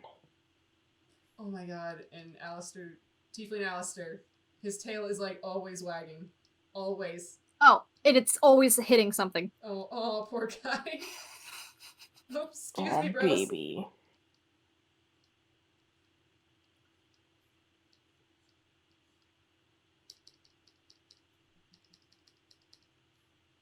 Thump, thump, thump. Thank you. And also, in the player's handbook, it says that tiefling tails aren't spayed or like fluffy or anything. No, I think that's 100% If they're just player like flair. tails.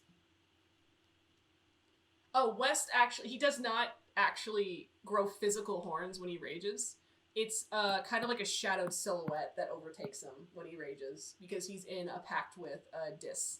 So whenever he like rages, I'll just draw a quick West. Me. There's a boy. So whenever he rages, it's more of a shadow that kind of happens like around him. Yeah. So it looks like he has the illusion of horns, but they're not. You can see through them because they're not really there. Hello, All right. Truck Honk. What's up? All right, draw What's my up? boy. All right, I'm drawing the boy. This is a super cute Alistair. I'm not gonna lie.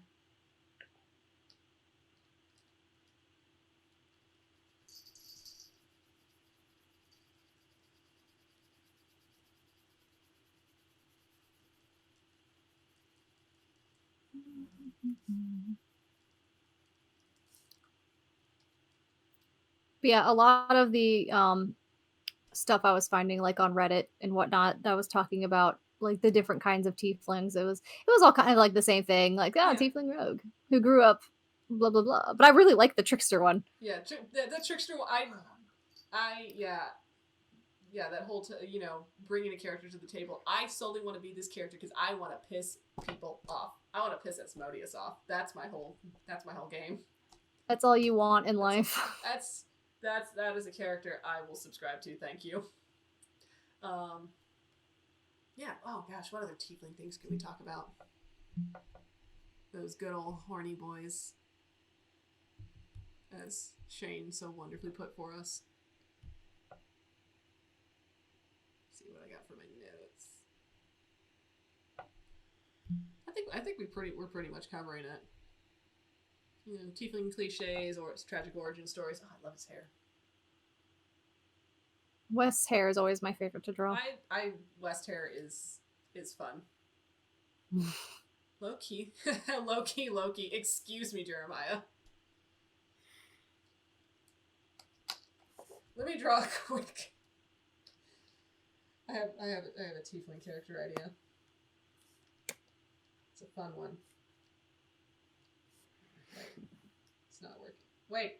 Yes.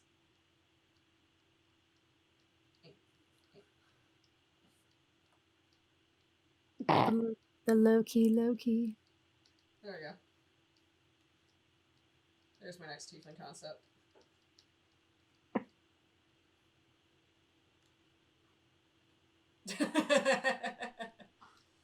Oh my god. Yes. There's a tiefling rogue.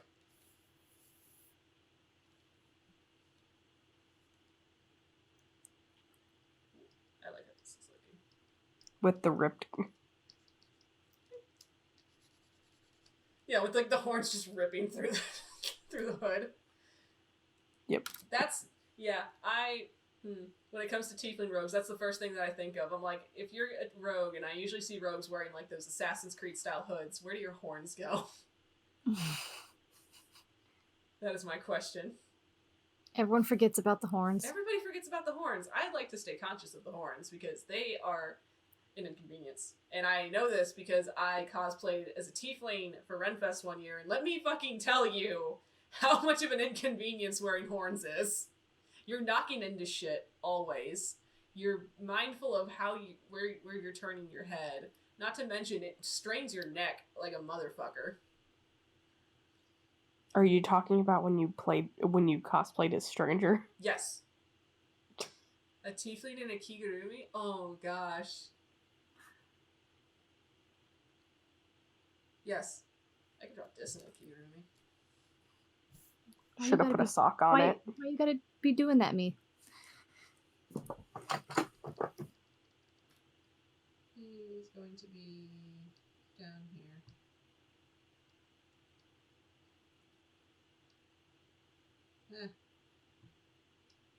That's so stumpy. God damn it. I'll drop up here.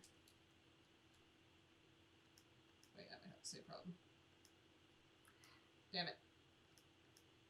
You know when you're just trying to get that right line? Then you have to, like, erase and then do it again, and then erase it and do it again. Yes. That one? Yes. That line. I also love how you don't know it's dis until I literally draw the eyebrows.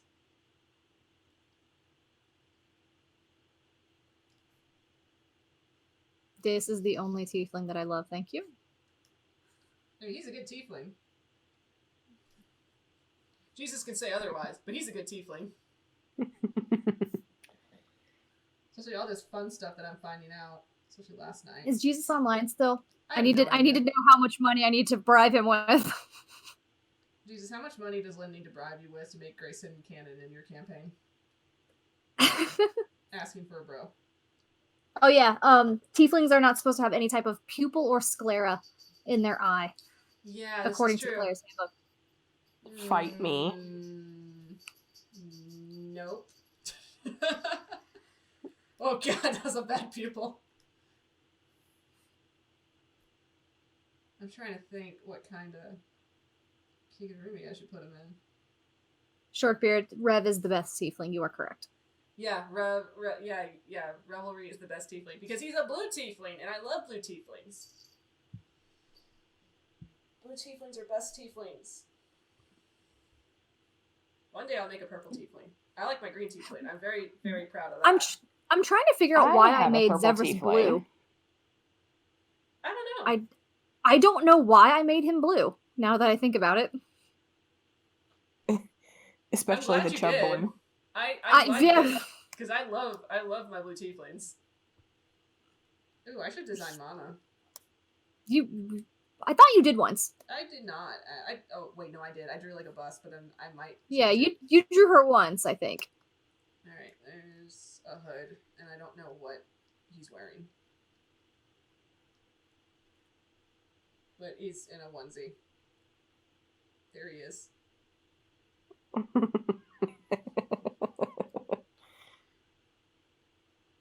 probably a rabbit one. Let's be honest. Yes.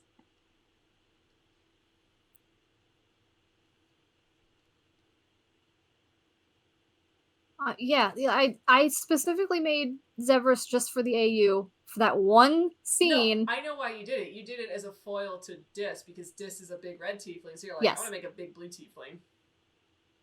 Yes, he needed someone to hang out with. Yeah, he needed someone to relate to.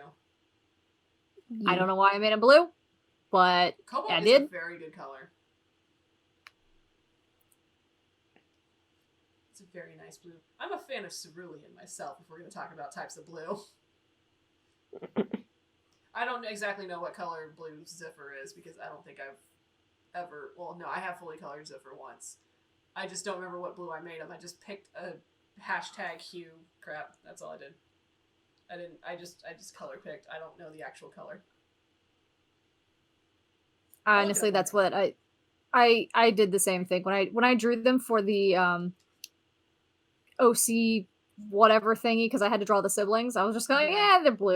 They're blue. Whatever. Make them all blue. Blue.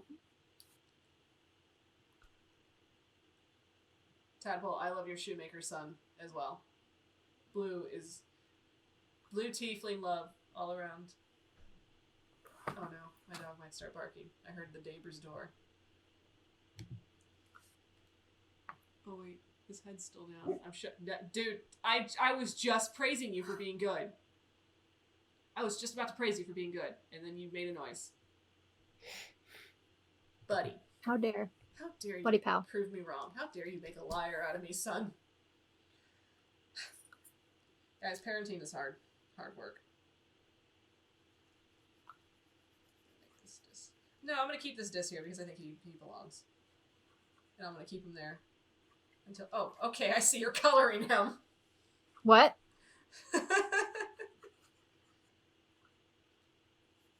Should I color mine too? No, you don't have to. Well, I'm going to color him. Okay, you could color him. Give me that. Would he be red tinted? I was going to make him kind of pink, actually. Yeah, make him pink, because then I'll have his fiery red hair. Yeah. I didn't want the reds to clash.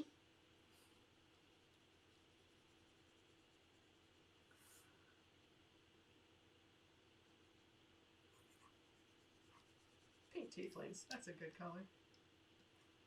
Shout out to the pink tieflings of the world. Ayo. Oh yeah, Patience is like a magenta color, isn't she? Yeah, she's magenta. And then there's the other one. Damn, they're both a shade of pink. That's on you. Yeah. No, but then I have I do keep forgetting I do have another one that's on back burner too. They're a purple tiefling. Yeah, they're supposed to be skin colored to red, but who follows that anymore? Yeah, Nobody. nobody does. Nobody does. We can thank Critical Role for that. Yep. I'm pretty sure that they existed before that, but you know, with it being a very popular, you know, live play show, that happened. At least that's how I was introduced to other colored tieflings. So that's honestly, that's what I got. I didn't even watch Critical Role when I made Zevros. I was just like, I want him to be blue. He was blue. I just want him to be blue. And for some reason I gave him like ice powers. And then all of a sudden, Critical Role comes all along. the yeah. And then the whole family was made. Yeah. Then we just made the whole happy family because we wanted to have a whole big happy family of blue tieflings.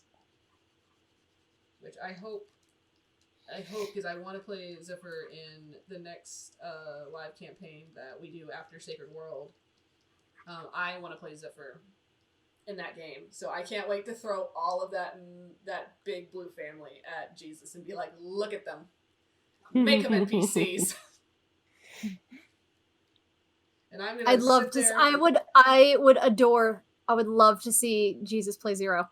Oh God. Yeah. I'm scared of that potential. I think he would do exceptional. I think he would do a really good job too. He's very good at playing like really charismatic characters.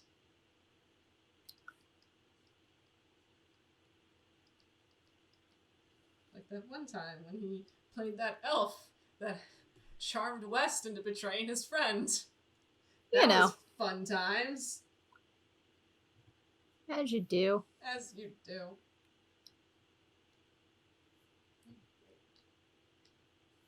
And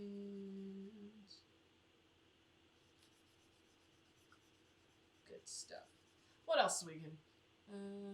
Yes, I'm so excited for Zephyr to play in an actual campaign, so that way I can flesh him out more.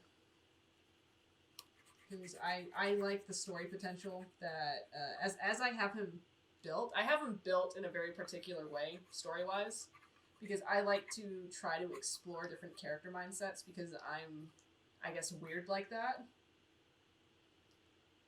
So it's like, I guess I wanted to get into the idea of playing a character that challenges myself as a person.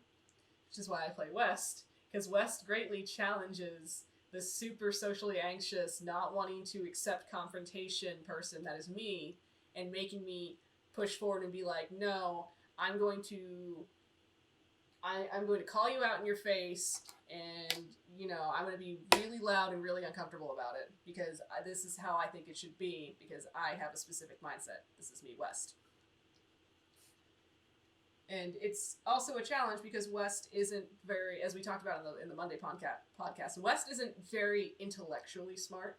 He has an intelligence score of 14, which shows that he has the potential to, you know, grasp things of a higher level than what normal barbarians would. But at the same time, he's not that educated, so it's hard to, like, role play in a way that you don't have a good idea of specific concepts. So a lot of the time, and Jesus talked about how it's his favorite joy in life to watch me get really frustrated because I can't voice something in the way I, Vic, would want to voice something, because West isn't as educated as me. So it's a challenge. And so Zephyr, I kind of want to play him more as, you know, because this is something, because I used to live in, for a short time, about, maybe for like, I think about two-ish or 2 or 3 years, I lived in this super small town. Smallest, well, I'm not to say it's the smallest town, but if you're familiar with Texas history, it is the oldest town in Texas. It is this little place called Nacogdoches, Texas, and I lived there for a good couple of years, and just that small town mentality that comes with living in a place that's bumfuck middle of nowhere. And the only thing it's got going for it is probably a college. It's there's like a very certain mentality that happens when you live there, and it's just kind of like living in that small bubble, and that's all you know, and you're just content with that. And so you're taking that character who lived within this bubble, lived in this very small, kind of small hokey town, and then throwing him out onto an adventure, and he has to immediately adapt. So we'll see how that works. He did great. He did great. It's a work in progress. Yes. It's a very new concept for him, so I can't wait to actually see him in action more in adventures. Because I like the idea of taking this character and his mentality and challenging it, because that would be fun. I feel like his eyes would be a little bit more. I enjoy the drama and the character like challenges that come with RP. Ooh, I like you made his eyes orange. Spooky. I like it. I'm literally using the reference you've made of him before. I 100% forgot what my reference looked like, so thank you. Well, it looks like this. Okay. Okay, horn color. Let me figure this out real quick. What did I do? Oh my god. Yeah, we'll roll with that. That works. There we go. Yeah. What's chat say right now? Rion. ADHD Ron. I love Rion. And that, I think Rion is just a lot of fun as a character. And, I mean, I guess I would ask, I guess if we want to play more into self versus character, while we are currently coloring these characters and get a little bit off topic on it, but like I guess self versus character, how do you think Tadpole, how do you think that plays in? How well does that play for you? Creating a character that reflects an aspect of yourself and just throwing them loose in the wild and just seeing what I guess how they react to events and places and things. I'm good at interviews, y'all. So good at it. So good at it. I can words good.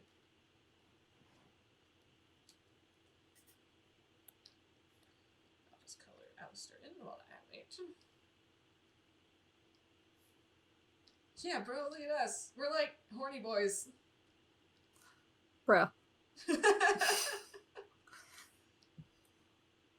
Alistair looks like a happy little goat. I know. Oh, you make the little meh noises. Oh, he would, absolutely. Oh, I love how the scars just kind of contrast with the skin.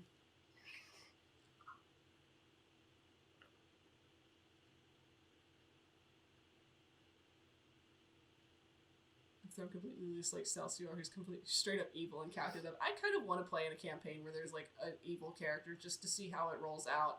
Usually it doesn't end well, but I just want to see how it goes. Because I've only ever played in campaigns where the characters are all some level of good. Oh, yeah, it's hard playing a character that contrasts with your with who you are. Yeah, look at those boys and tiny boy over here.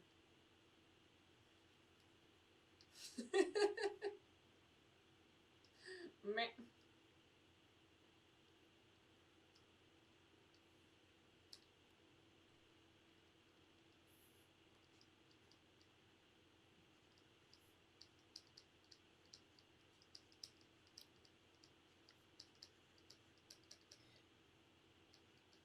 There we go.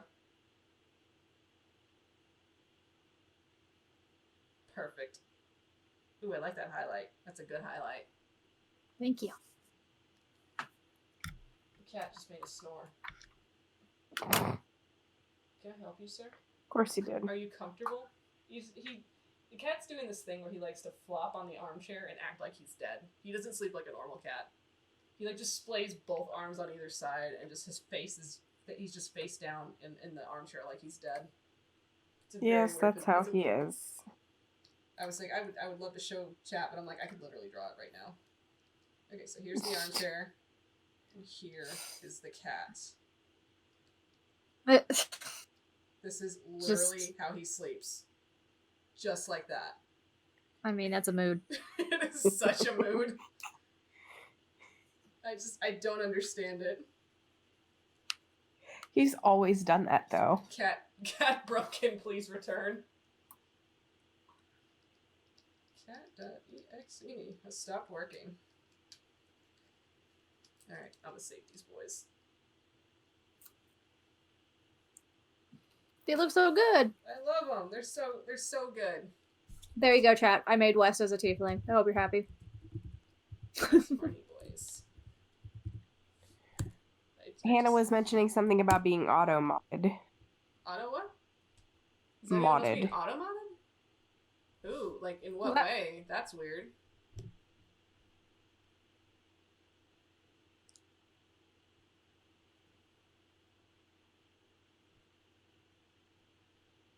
If it will let me send this. Oh. So is chat just like not letting you send stuff? That's weird. The chat options on this stream should be very open. Like I think the only thing I have clicked in for chat mod stuff is links because we've had an issue with spam bops. So the only thing I have is you shouldn't be able to post links. Let's see. Okay. When you play Zephyr, will he be an alternate version? No, how I play him in roleplays is essentially how I plan on playing him. He's just very, I guess, because I'm trying to think how to word this. Like, there's a very specific way I play him, and I also do that when I do chat roleplays with Zephyr. That I don't know because maybe That would be it up would to be. Jesus. That's 100% up to my DM. Like I could have it written into his backstory where he has a relationship with an elf off to the side. That's elsewhere, but that's 100% up to my DM. So, however, he's gonna give me essentially how this campaign's gonna work is he's going to have the world all figured out for us. And then he's gonna give us the boundaries of how our character backstories are gonna work. So we'll have to see on that. So that's DM discretion as always. All right. Oh, that worries me then. I know. It's greatly worrying. Because if that becomes a thing, then Zero's gonna have a huge problem. No. Oh yeah. He'll Right, be clued in on that too. Let's get these boys out of here. And I think we should. What's our final draw for the night? What should we do?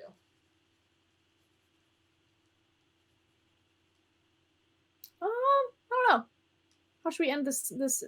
You want to draw the little ones? The little ones? Yeah, I can. Oh, I think Chad also wanted me to draw, or at least some part of chat wanted me to draw Mama. Yeah, we need to do. Yeah, I know you've drawn her before. I don't know where that went. It's in a notebook somewhere. I know it's a concept sketch, but I could always play with it more. Since we now have fleshed out this family just a bit more than before.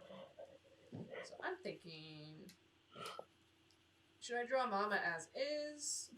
Like as the old tiefling lady she is, or should I draw her in her glory days, or should I draw her as an old tiefling lady picking up an adventure again?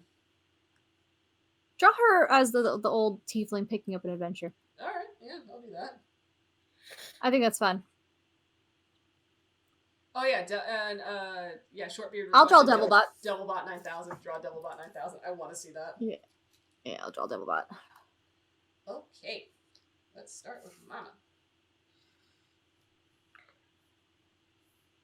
Alright, there we go. Why is that? No, I don't want that color.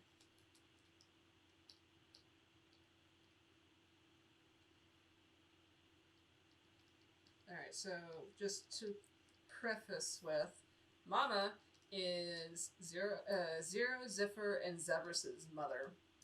And I don't recall if I actually had a name for her. It was probably a Z name too, because we like to roll like that. Because you have a problem. I clearly have a problem here. And she Well, let me see if I can find it. And I think I classed her as a barbarian because, yeah, Southern Mother Rage is a real thing. So I think I'm going to base her mostly. Yes. Okay. I have her. Well, no. Actually, no. I know what I'm gonna do. I'm gonna change it up a bit. You sketched her. I have. Once. Yeah, I have sketched her once, but I'm gonna. I have a vague idea of what it looked like, but I know now that I have an idea, at least a set foundation for this family, I know for sure how I'm gonna draw her. So she is going to. Because if I remember, her side of the family is the one that got the water ganassi.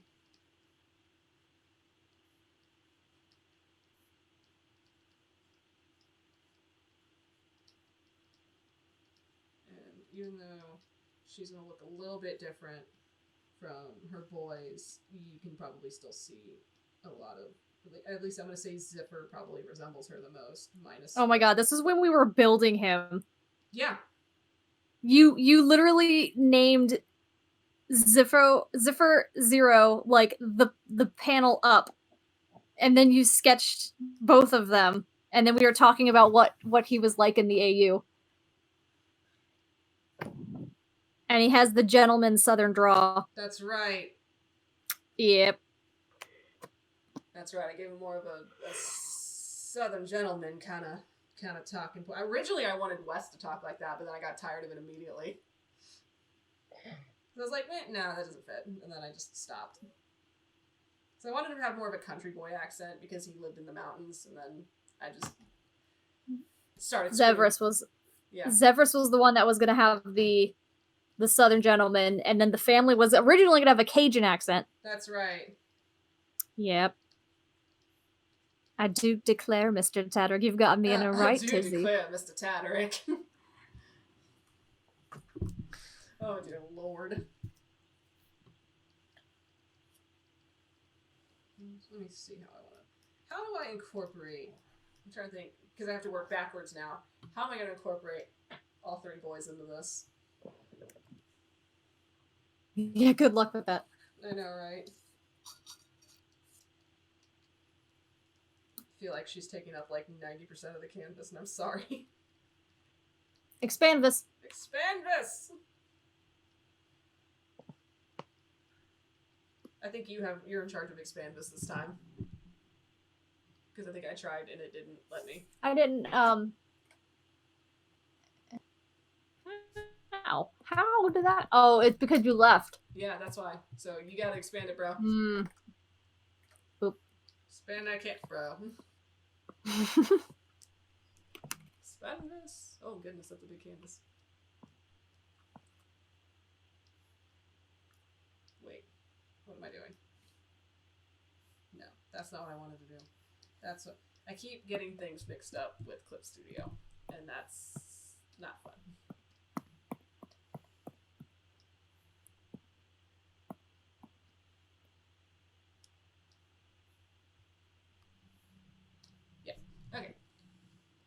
Okay. No, we're not singing Bohemian Rhapsody. No, thank you. No.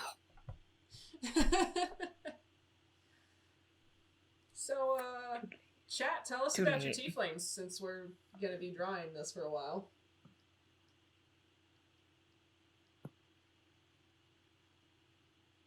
Goodness, it's so quiet. I think Because I realize when I draw my tieflings, I always draw them with their hair up like that, so I'm trying to not do that. I sent you the picture of what you've made of her previously. Oh, no. Oh, that's right. Yeah, okay. I'm gonna mess with that some.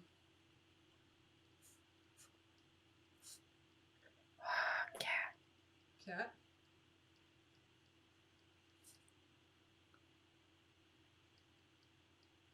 My parents' cat is howling, so. Oh no.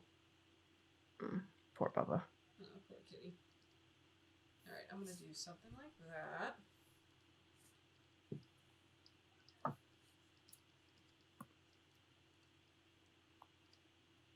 If I like this design so much, I might actually play her instead of Cipher in the next campaign. But wait, I'm not allowed to play the same class twice. Damn it! Wrote myself into a hole there.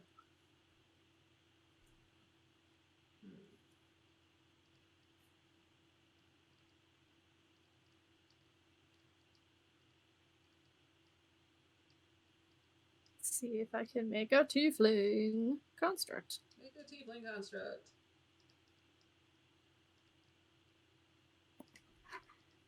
Deathbot 9000. I'm gonna make Deathbot 9000. Okay, from Tadpole we got Sad Doctor Son. Curatio stressed forever. Coda seems to be in the closet. He's also 400 plus years in the future as a modern cardio surgeon, so he's just very upset and confused. I would be very upset and confused myself if I was a cardio surgeon. Like, if I woke up and that was my life, woof. I'm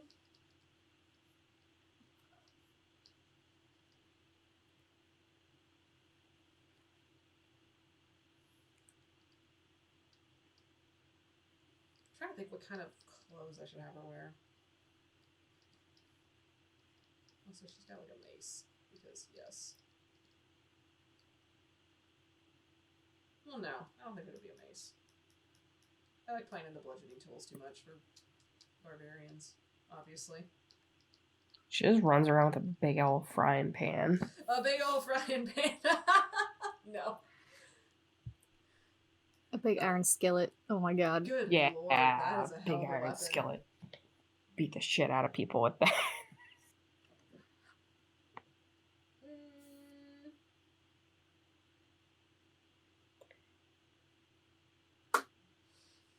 Let's see. Could maybe. Lynn, that's terrifying. Thank you. No, I'm just gonna make it a big blunt club thing. The beaten stick.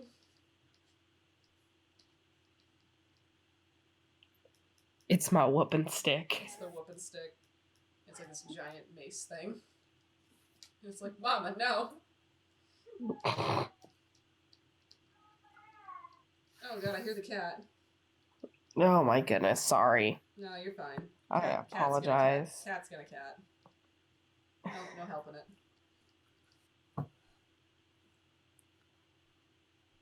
Oh gosh. Chat. Oh, thank you for the bits. Appreciate it. Hey chat, what should I make this old lady wear? This old barbarian lady. Who is aptly named Mama. I think she should have heavy armor, but also be wearing an apron. Apron over the heavy armor. Yes. She just wanted to get scuffed. Beep, beep. What beeped? Oh, it's my diffuser. I was like, wait, I heard a beep.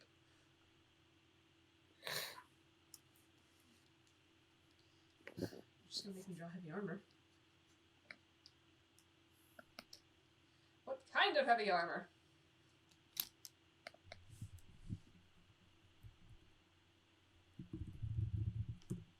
Let's go look for heavy armor.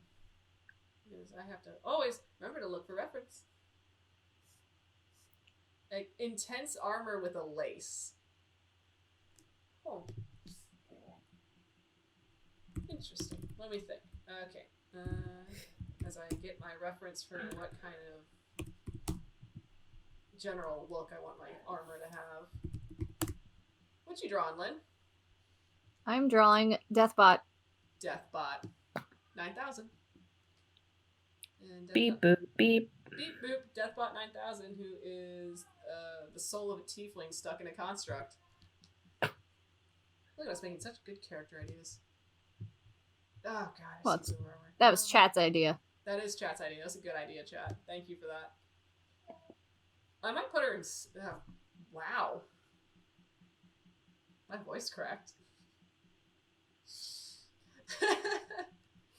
You okay over there? No, I'm not gonna think about that for a minute. Yeah, I'm gonna put her in scale mail. That's what I was gonna say, because it has kind of like a lacy look to it. So let me do that, and I'm gonna just give the general PSA of please never boob armor, because that is not practical at all. We're fans of practical mail here, but for this sake, it's allowed to not be. Yeah, it's just practical armor. We are aware.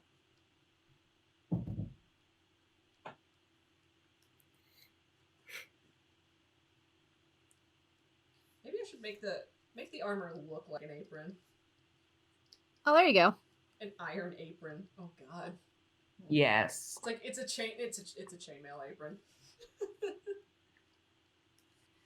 But I'm gonna make it. I decided on scale mail because it can look kind of lacy-ish.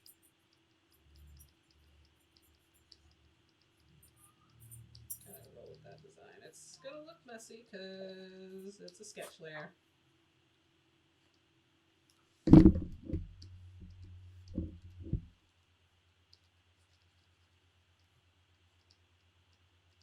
I'm gonna give her big barbarian spikes because it's like one of those things where her boys come Because home of course. and she's wearing her armor and it's like, Mama!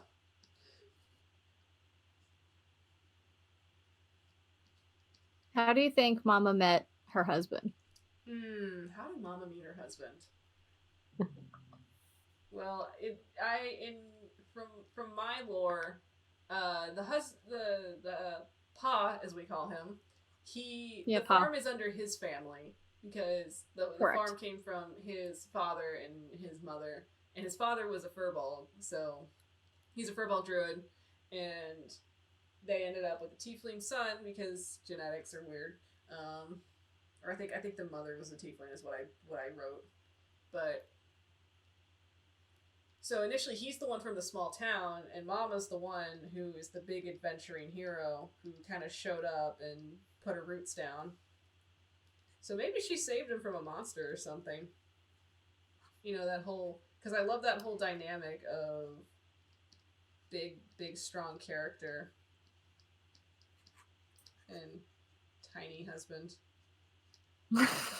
That's like I love aesthetic. how he's the character that like he's just so used to everyone's BS that he just kind of ignores it all. Yeah, he's just he's the stereotypical dad who's like in the recliner asleep all the time or reading the newspaper and just doesn't give a shit. He's just like, yeah, I know, whatever. Husband was abandoned, hit him with a frying pan. Oh gosh. Hannah, will you for real make a chainmail apron? Because I would 100%. I would not wear that in the kitchen because that would probably kill me. Those ovens are hot, guys. I burnt myself so many times this week because relighting pilot lights on a stove is fun. Okay, now I'm gonna go to my lighting layer. I'm gonna start on that. Layer check. Layer check, y'all. So Mama comes from a family where I don't know if she. I'm gonna say that because of her background, I think the only parent that she knows of that she has is probably the Water Ganassi, who is probably her mother. And then Infernal got mixed in somewhere, probably with the human, because that's usually how it happens. It's always the humans that do this. Furbolgs are part giant, correct. But it was just, I wanted to create a character that, words. I guess, when I was writing Zephyr as a character, I wanted to kind of explain why he's so huge. And because he's like 7'5", and I'm probably, first thing I'm going to ask Jesus, given the chance, when I get to play Zephyr, is how large can you allow a medium-sized creature to be? And then I'll roll with that number. So, essentially, my idea is he's going to be the tallest motherfucker in the room. So, let's get that straight. Yeah. Well, probably tallest and biggest motherfucker in the room, so.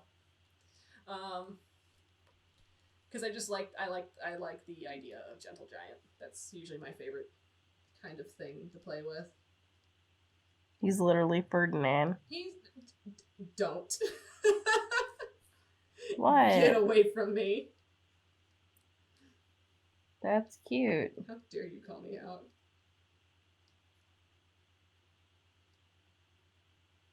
I like a woman with a strong jawline. Thank you.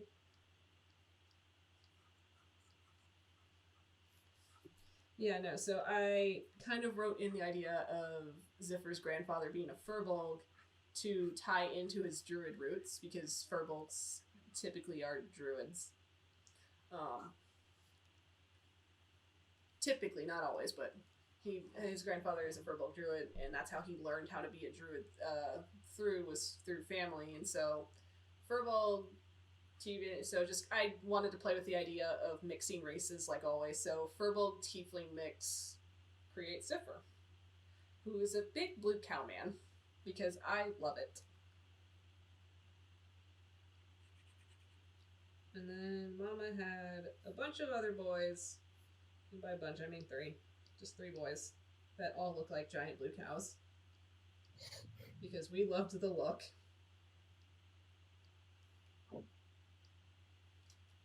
Oh wait, I had her braids going around her face.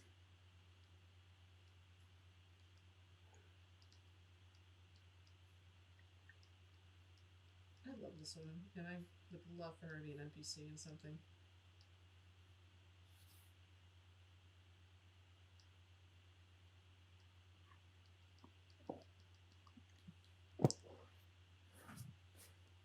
That is a really nice death bot you got going on. Thank you. I want to say he's got like the devil tail, but it's like mechanical. Ooh, so yeah, it's got those little parts. It's like the scorpion kind of look.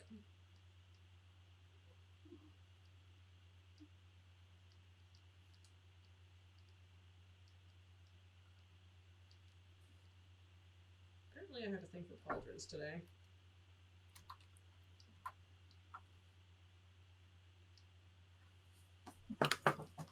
It's a little scuffed up because it's old and hasn't seen much light since she settled down and had her boys. Whiskey, I need you to not do that.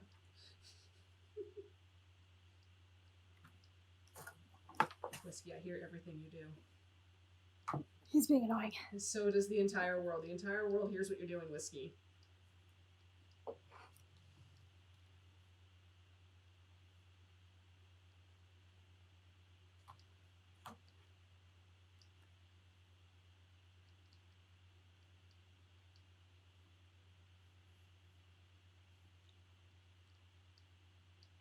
I can draw hands good.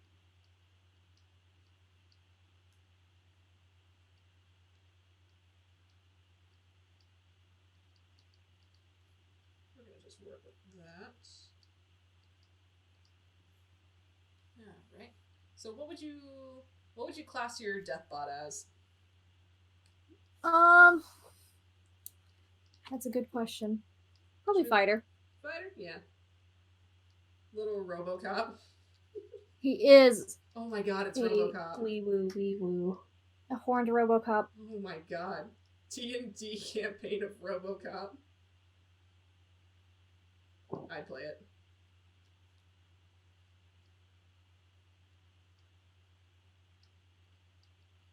Okay. Spikes. And... Oh, paladin. That would be neat. Ooh, paladin. Yangchan, how did you get in that armor?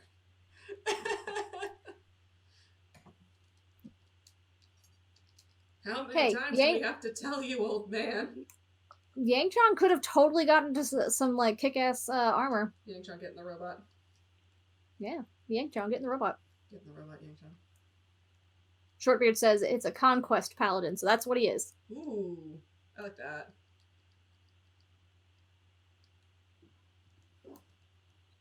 And I am definitely for the idea that if you see something that you like that we make as a character, like just like the concept of it, you know, I mean, I say whatever I make, go ahead. Feel free to play as them as like the whole concept. Let me know though if you want to use the art though, please. Like always message the artist first. That's always a good idea to do. And also because I want to know what kind of adventures they go on if you decide to play a character similar to one that I have conceptualized in this stream.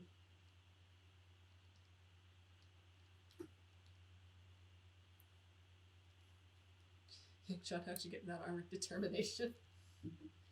Damn it, old man! I have no idea what her weapon looks like, so I'm just gonna kind of make a vague mace thing behind her.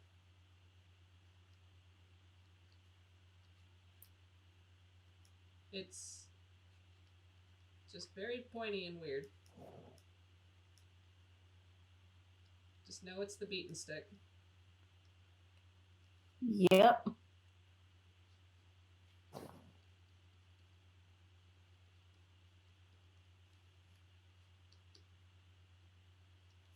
Okay. I think I'm going to color her now. And don't remember what color I make Zephyr anymore. So I'm gonna just play with a blue until I like it. He's like this color. Like he's like a periwinkle kind of. Who, Zephyr? Yeah, like something like that. I think. I don't remember. I don't remember. Eh. I remember we got the brothers backwards one time and we went, whoop. Yeah. You know what? I'm gonna make her a darker blue. I'm gonna give her more of a to 0 on that one. So I'm gonna wrong layer. I guess that color? Was that close to what we had, or is it a different? That's really kind of purple. Damn it. Purple? Really? Looks blue on my screen. There. There we go. Okay. My screen kind of tinted a red color, so that's. Oh, you got your flux on. No, it's just an old monitor. Oh, okay. I was trying to give your screen the benefit of the doubt. No. Well, I know my desktop monitor is like older, so it's got like a red tint to it, and like that's one of the reasons why I got an iPad was to like get a new screen, basically. Okay. Yeah. Okay. No, I have my because I know I have my flux filter on, so I'm like sometimes I doubt my colors. Yeah. Like for the longest time, I'd have to like save my picture and then like text it to John so I could see what it looked like on his phone. So I could see what the actual color was. That's a good use of Mr. Lynn's phone number. Yes. Like, hey, let me see what this looks like on your phone. I'm gonna send it to you. And he'll be like, okay. I'm gonna make it a kind of like a brassy color.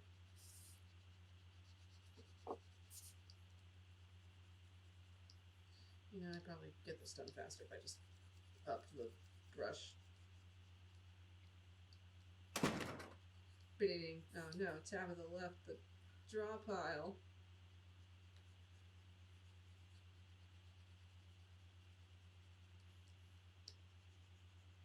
Yeah, I'm gonna say it probably was like a different color when it was brand new armor, but tarnish.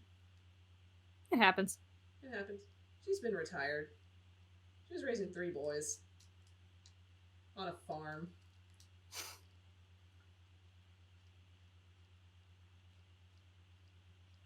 Something parenting in itself is an adventure? Murder. I don't know about that.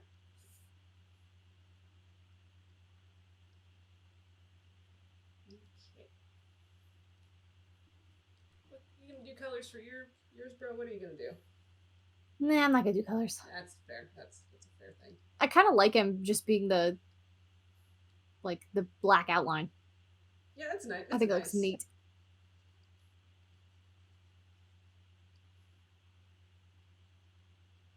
Do just kind of like a mix of kind of browns and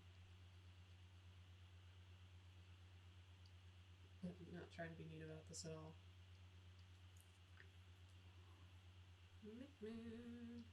Clicky. Let's a little bit more gray.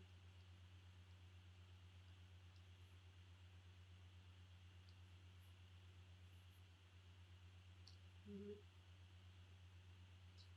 we go.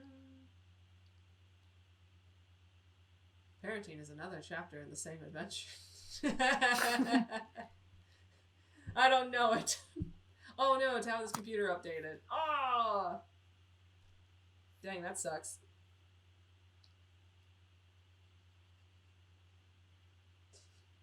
Thoughts and prayers to your computer, I'm sorry. Oh no. Computer updates are the worst. Hey, remember that time when we were trying to, like, start Horde of the Dragon Queen and my computer went through, like, a 3-hour update? I remember that. That was a nightmare. That was terrible. Also, did we color the horns blue or were they a different color? I don't remember.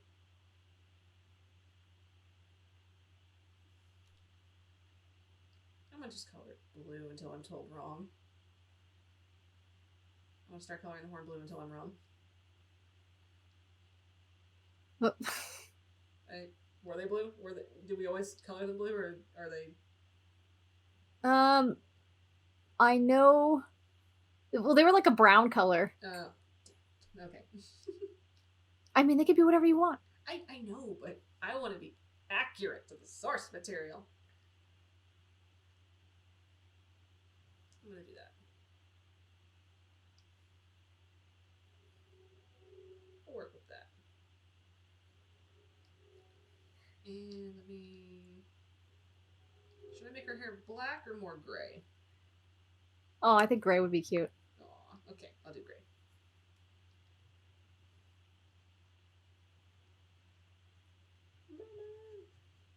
Hey, nobody asked you, dog.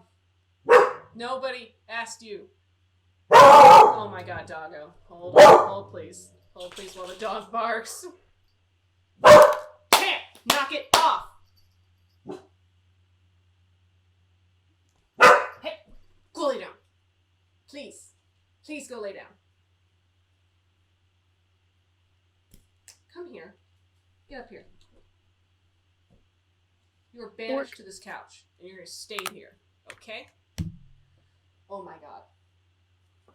I've banished him to the couch to sit next to me. Why are you an asshole? Sir, I need you to answer me why you're an asshole. Can you lay down, please? And stop giving people a heart attack on Twitch. All these kind people are trying to watch us draw, and you just want to scare them. Don't give me that look. Don't act like you didn't do anything wrong, because you did, and you know it. It's giving me attitude right now. Oh, don't lay your head on my lap. Oh, clearly we did nothing wrong. Oh my god. This dog is a whole mess. My dog got impatient and left the room. Fortunately, my apartment's only so large. And once he barks, he barks.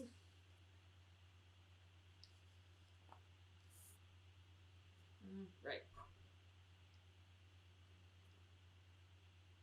I love the idea of this lady just getting up on an adventure.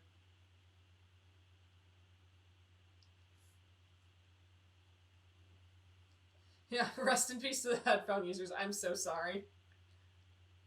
Dog barks are a thing. Rest in peace to Jesus, who will 100% be listening to this on headphones while he edits.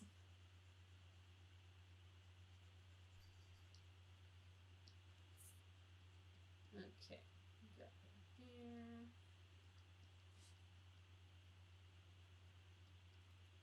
And her eyes are kind of like that.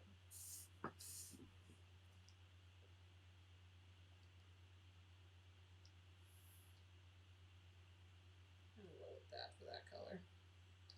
No, don't give me fuss. Don't give me fuss, sir. Excuse me? Got problems there? Excuse me, sir? Can I help you? You can't stop throwing your head on me. You're so pathetic.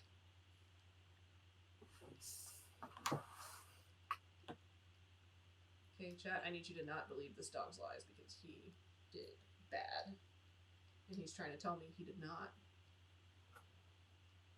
No, you didn't. You weren't barking for no reason. You were clearly trying to defend this tiny fucking apartment.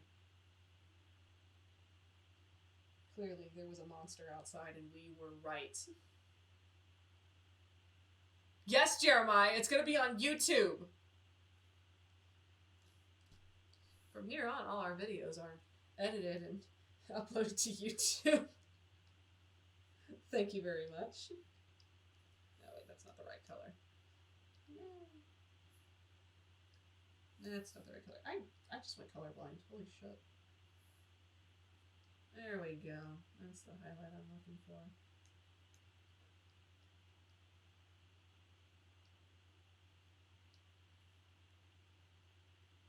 Yes, the highlight. The good old highlight.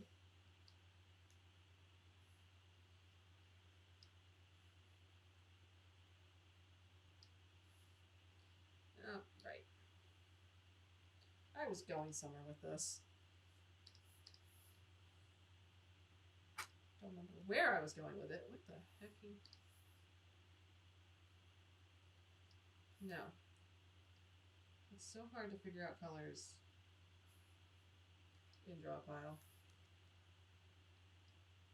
This is a constant struggle. Yeah, it's good.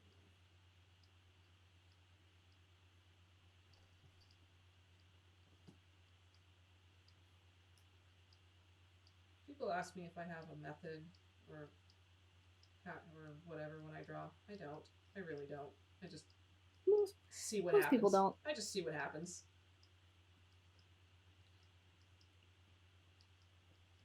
At least I know with my short experience of watching people draw things on YouTube, they're like, yeah, usually I do this, and I'm like, I have no method. I just freehand everything until it looks right. I'm a mess. I'm not exactly the most structured artist to follow, so I apologize.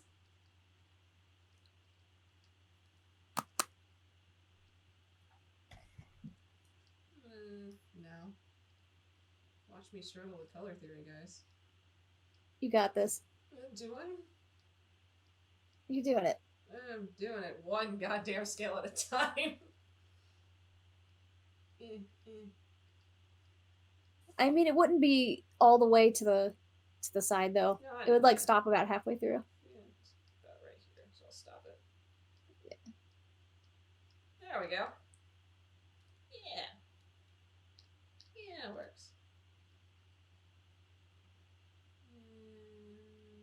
Yes. Cat, can I help you? Can you not jump on me?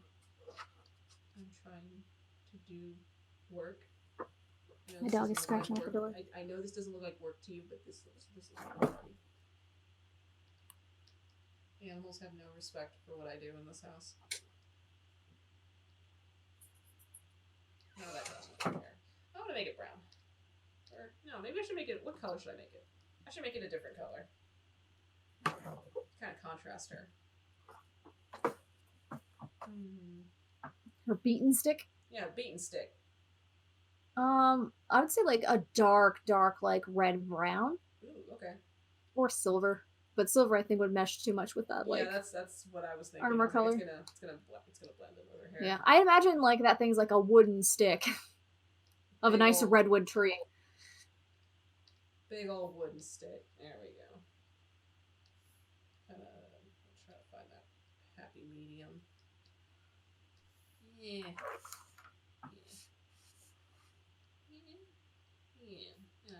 Yeah. That's the color. She probably broke it off the tree herself and carved it. Yeah.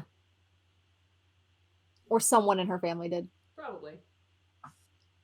This here beaten stick's been passed down to this family for generations. There we go. I love her. Get that nice little wood shine.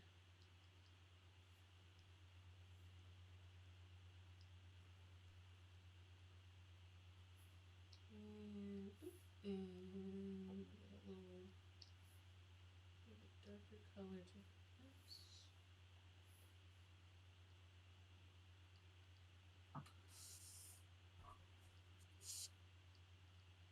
I imagine her just like immediately liking her husband and then just dragging him away. Like, yep, that's the one. That's the one I want.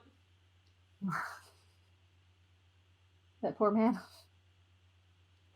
There's a video I watched on YouTube. It was I'll say it and I'll be shamed for it publicly, but it was an ASMR video, and the girl was like, I guess role playing this like this really interesting character, and she was just telling the anecdote of how she met her husband, and it was like, I walked into the shop one day and I saw this man sitting across the way, and I said, "Sir, you're gonna be my husband," and he said, "Well, all right," and then that was that. And I feel like that's all right exactly, then. I feel like that's how they met. There was one I was reading where it was like an arranged marriage situation, and the person went on top of the roof, refused to come down, and said, I do not want to marry this person. I want to marry that guy. And they pointed at some guy in the crowd, and that's how they got married. Oh my god, I love it. I want to marry that guy. I want that one. Yep. And she is Luna. Oh, right. That is her.